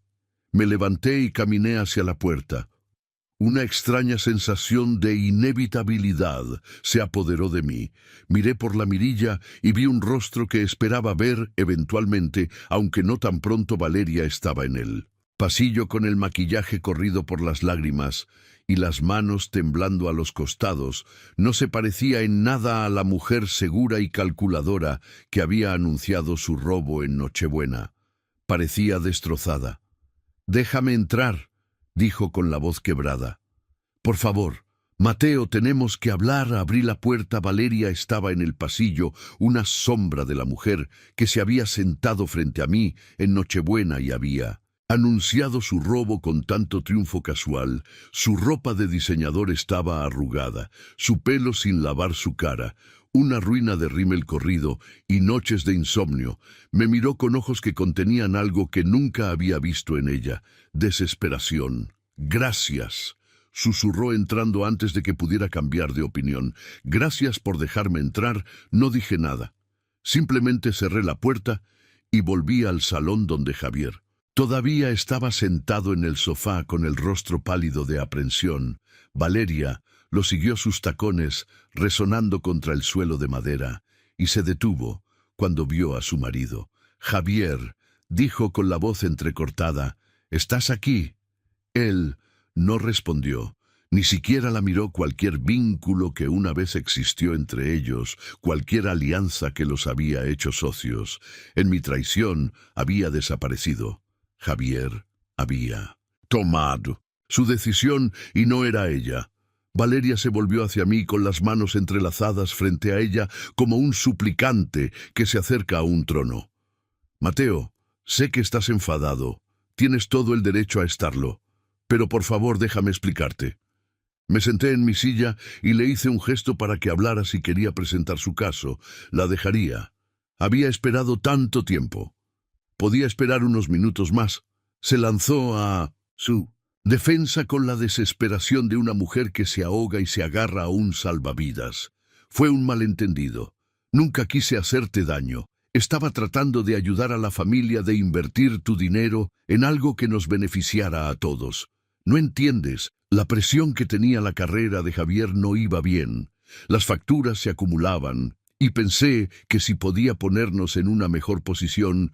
Continuó así durante varios minutos, tejiendo una narrativa en la que era la víctima de las circunstancias, una nuera amorosa que había tomado decisiones difíciles por razones nobles. Las lágrimas fluían libremente, las disculpas se multiplicaban, las explicaciones se volvían más elaboradas. Escuché sin interrumpir, la dejé tejer su historia, dejarle creer que tal vez me estaba convenciendo de que sus palabras estaban teniendo el efecto deseado, y cuando finalmente se cayó sin aliento y esperanzada, cogí mi teléfono. «Quiero ponerte algo», dije en voz baja. La expresión de Valeria parpadeó con confusión y luego con preocupación. «¿Qué es?» Pulsé play. La primera grabación llenó la habitación con la propia voz de Valeria, brillante y casual, hablando con una amiga. «Mateo todavía piensa que realmente nos importan sus visitas. Es patético. Lo desesperada que se vuelve la gente mayor. Pero no te preocupes, en cuanto lo firme, todo irá a una residencia. Javier es demasiado cobarde para detenerme». El rostro de Valeria se puso blanco. «¿De dónde sacaste?» Levanté la mano y dejé que sonara la siguiente grabación. Esta era su correo electrónico a Javier, leído en voz alta por un programa de texto a voz que Isabel había configurado. «Tu padre es un peso. Muerto, cada euro que él guarda es un euro que no tenemos. Deja de pensar en él como tu padre, empieza a pensar en él como un obstáculo». El color desapareció aún más de las mejillas de Valeria. Abrió la boca para hablar, pero no salieron palabras. La última grabación fue la peor, Valeria riéndose con su hermana, con la voz goteando. «Desprecio la vieja, no puede durar mucho más una vez que esté fuera de escena. Mateo será fácil de controlar, es demasiado blando para defenderse. Nunca se enterará de lo que estamos haciendo. Lo tendremos todo en un año. Detuve la reproducción. El silencio que siguió fue absoluto. Valeria se quedó helada en medio de mi salón, su defensa cuidadosamente construida, destrozada sin remedio. No podía alegar malentendido, no podía fingir nobles intenciones, sus propias palabras, preservadas por la esposa que había descartado como una moribunda, la habían condenado por completo. Isabel lo sabía. Dije, mi voz tranquila y serena vio exactamente quién eras. Años antes que yo. Pasó sus últimos meses reuniendo pruebas, construyendo un registro de cada palabra cruel que dijiste sobre mí. Lo hizo porque me amaba, porque sabía que un día necesitaría pruebas de que no me estaba imaginando. Cosas de que no estaba siendo paranoico o desagradecido o difícil. Me levanté y miré a Valeria con algo que no era del todo ira ni del todo lástima. Era más cercano a la finalidad. No voy a destruirte. Dije, no voy a quitarte la casa, ni a demandarte por el dinero, ni a hacer tu vida más difícil de lo que ya te la has hecho tú misma. No soy así, no es así como Isabel. Me crió los ojos de Valeria. Parpadearon, con algo parecido a la esperanza, pero he terminado. Continué, no más dinero, no más apoyo, no más fingir que somos familia. No eres mi hija, nunca lo fuiste, y después de hoy no eres nada para mí. Me volví hacia Javier, que estaba sentado inmóvil en el sofá, con lágrimas corriendo silenciosamente por su rostro. La puerta no está cerrada para siempre para ti, hijo, pero tampoco está abierta, tendrás que ganarte. El regreso empezando ahora, empezando con las decisiones que tomes a partir de este momento. Javier asintió, incapaz de hablar. Caminé hacia la puerta principal y la abrí. Adiós.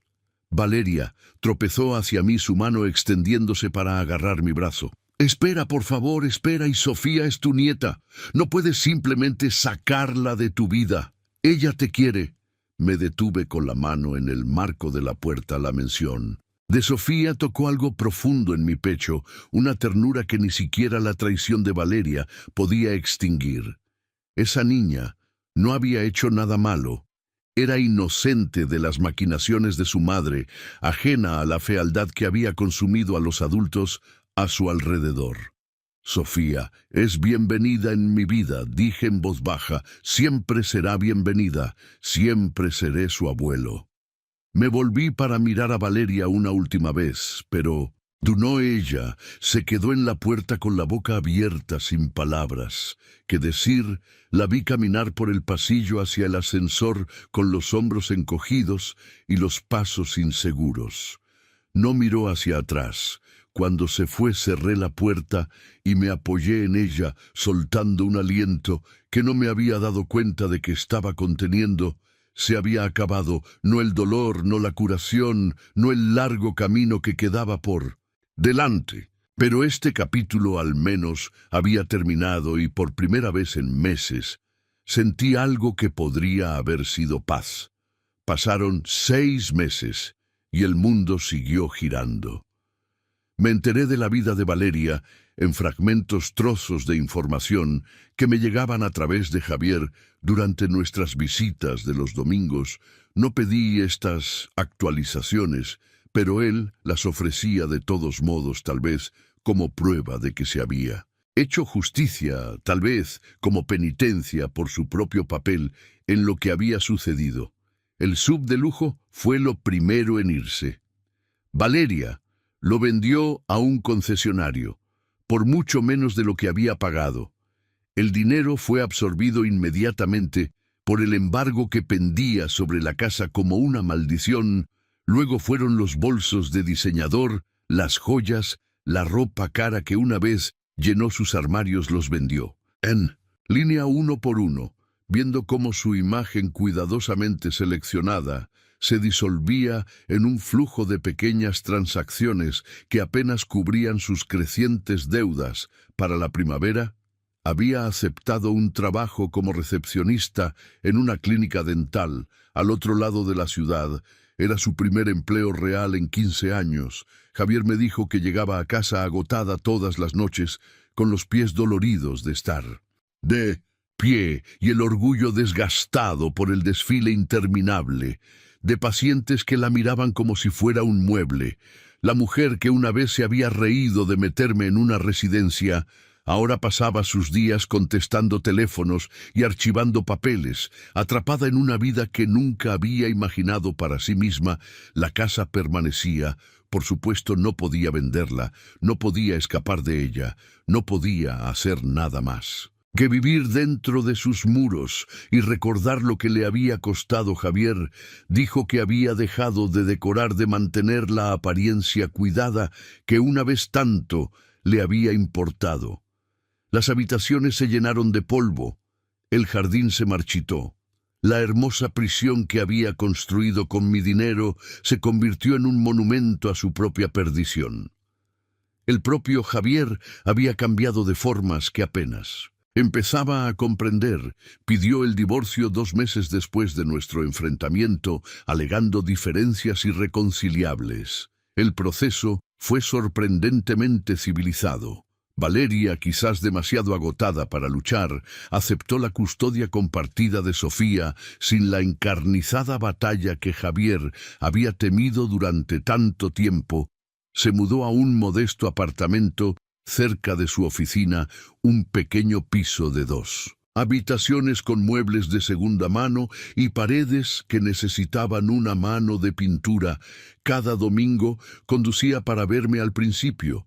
Nuestras conversaciones eran incómodas, llenas de largos silencios y palabras cuidadosas. Éramos extraños, aprendiendo a conocernos de nuevo, padre e hijo, reconstruyendo un puente que se había quemado hacía años, pero lentamente, semana a semana, algo comenzó a crecer. Entre nosotros, no la cercanía fácil que una vez habíamos compartido, sino algo nuevo, algo ganado. Javier estaba aprendiendo a ser un hijo de nuevo, y yo estaba aprendiendo a dejarle serlo. En cuanto a mí, me había mudado a Florida a principios de primavera. El apartamento daba al Golfo de México, un espacio luminoso y aireado, con grandes ventanales que dejaban entrar el sol de la mañana. Lo compré con dinero del fideicomiso que Isabel había creado, los activos que Valeria nunca supo que existían. 2 millones de euros cuidadosamente invertidos y creciendo silenciosamente, más que suficiente para financiar la vida que siempre había soñado vivir. A veces pensaba en la ironía sentado en mi balcón con una taza de café viendo las olas llegar. Valeria había creído que se lo estaba llevando todo, había calculado mis ahorros visibles, planeado su robo hasta el último euro y se había felicitado por su astucia. Nunca se le ocurrió preguntar qué más podría existir. Nunca imaginó que el tranquilo anciano, que descartó como un peso muerto, había estado planeando para el futuro más tiempo del que ella había estado viva. El 90% que robó era real, pero nunca fue el cuadro completo. Fue solo lo que yo le había permitido ver. Llené mis días con cosas que importaban.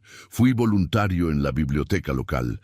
3 mañanas a la semana, ayudando a los usuarios mayores a navegar por los ordenadores y recomendando libros a niños curiosos.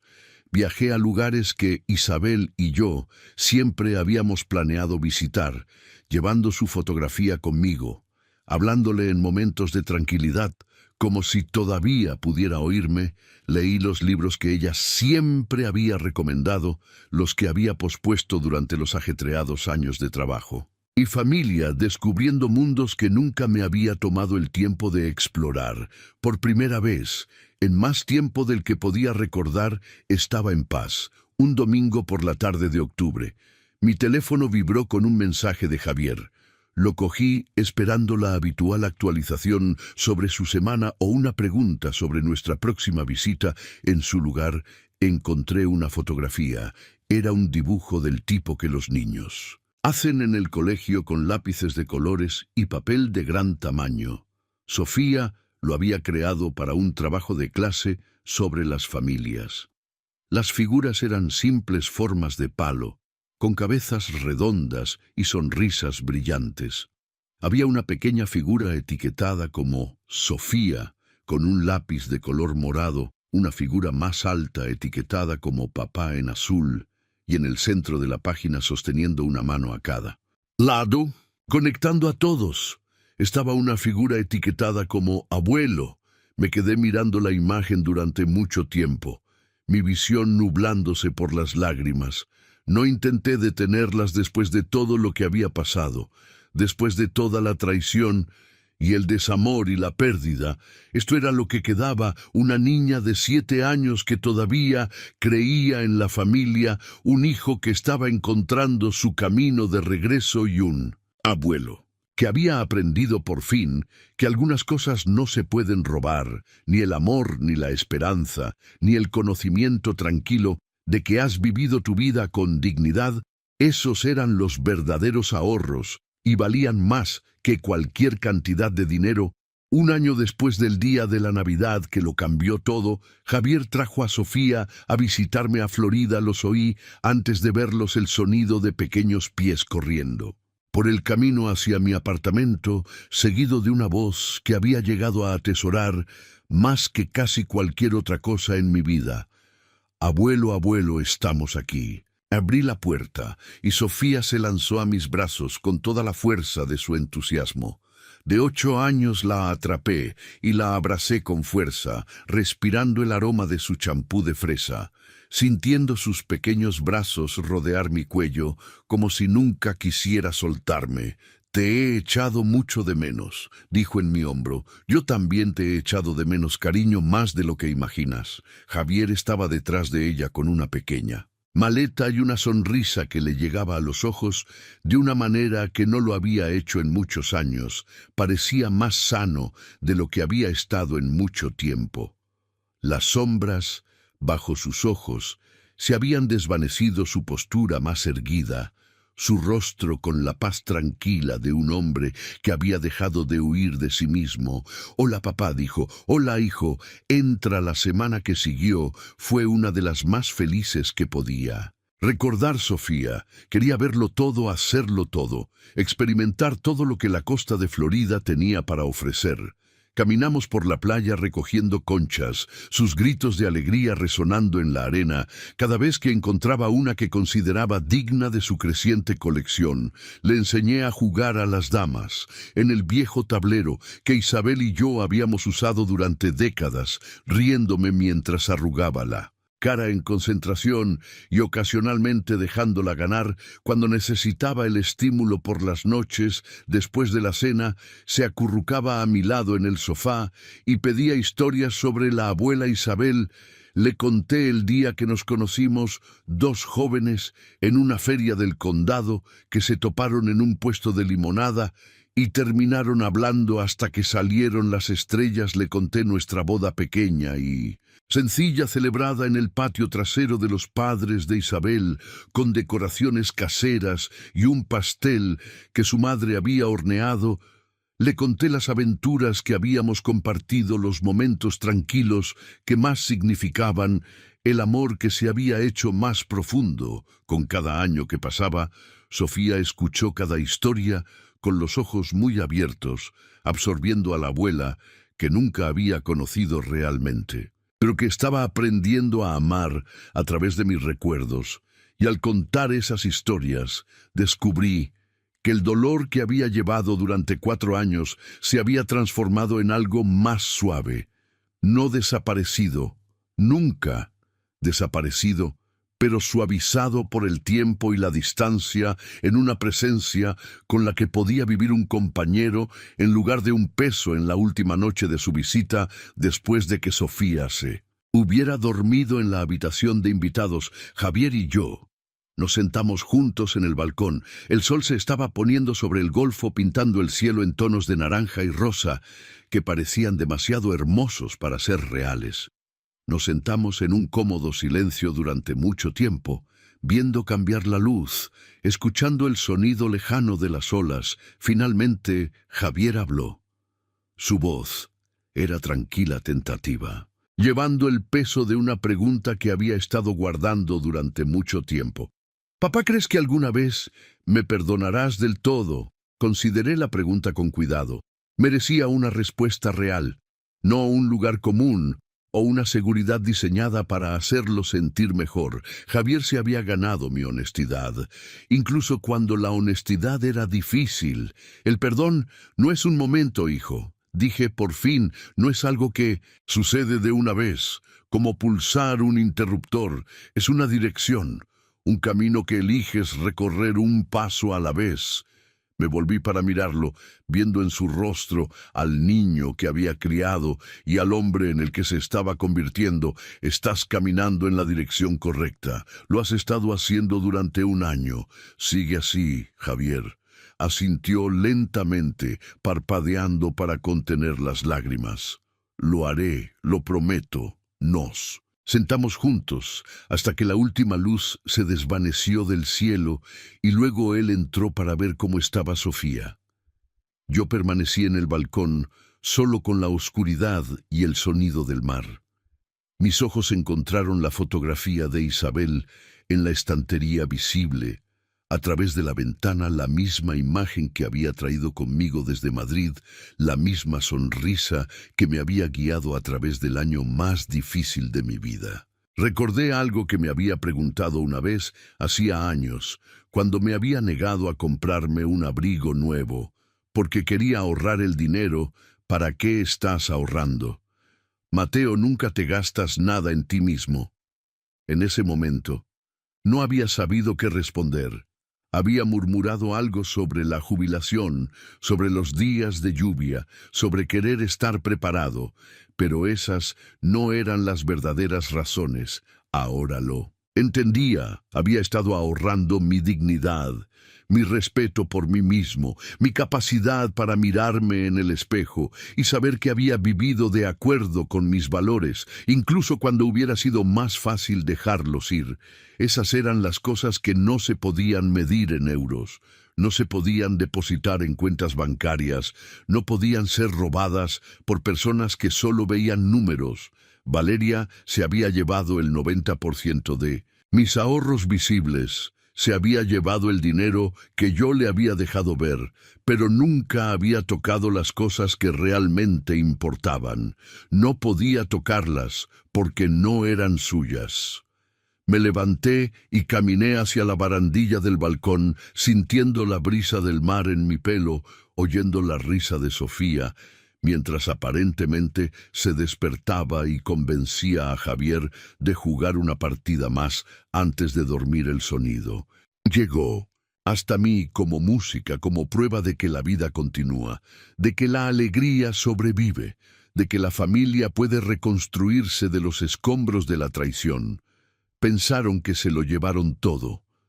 Dije en voz baja, hablando a la memoria de Isabel, a las estrellas que comenzaban a emerger en lo alto, a la vasta y pacífica oscuridad, solo se llevaron lo que les dejé ver el resto: la paz, la libertad, el respeto. Por uno mismo eso nunca fue suyo para tocar las olas. Rompían abajo constantes y eternas. La risa de Sofía se elevó de nuevo desde dentro, pura y brillante, y yo me quedé allí en la quietud, rodeado de todo lo que realmente importaba, entendiendo finalmente para qué había estado ahorrando todo el tiempo. Algunas personas miden la riqueza en euros, yo mido la mía en la tranquilidad que finalmente encontré. Sí, te has quedado conmigo hasta ahora. Quiero agradecértelo de todo corazón. Esta historia no fue fácil de contar, y me imagino que no fue fácil de escuchar, pero algunas verdades necesitan ser dichas, incluso cuando duelen, especialmente cuando duelen. Compartí mi historia porque sé que no estoy solo. Hay innumerables personas por ahí que han sido traicionadas por aquellos a quienes más amaban, que han sido hechas sentir pequeñas e insignificantes por miembros de la familia que deberían haberlas protegido. Si eres una de esas personas, quiero que sepas algo importante: no eres débil por confiar, no eres tonto por amar, y nunca eres demasiado viejo para defenderte. Valeria pensó que yo era solo un viejo cansado que aceptaría cualquier cosa que ella decidiera hacer con mi vida. Se equivocó, y cualquiera que... Sí. Subestime por tu edad, tu amabilidad o tu naturaleza tranquila también se equivoca. Me encantaría escuchar tus pensamientos. ¿Has experimentado alguna vez la traición de alguien en quien confiabas completamente? ¿Cómo encontraste la fuerza para seguir adelante? Por favor, comparte tu historia en los comentarios. A continuación, tus palabras podrían ser exactamente lo que otra persona necesita escuchar hoy. Si esta historia te ha llegado al corazón, por favor considera darle a me gusta a este video y suscribirte a nuestro canal.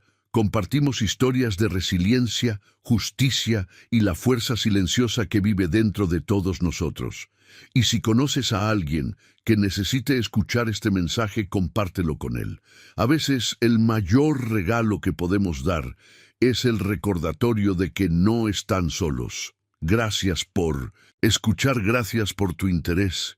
Y recuerda, las personas más silenciosas a menudo llevan la mayor fuerza.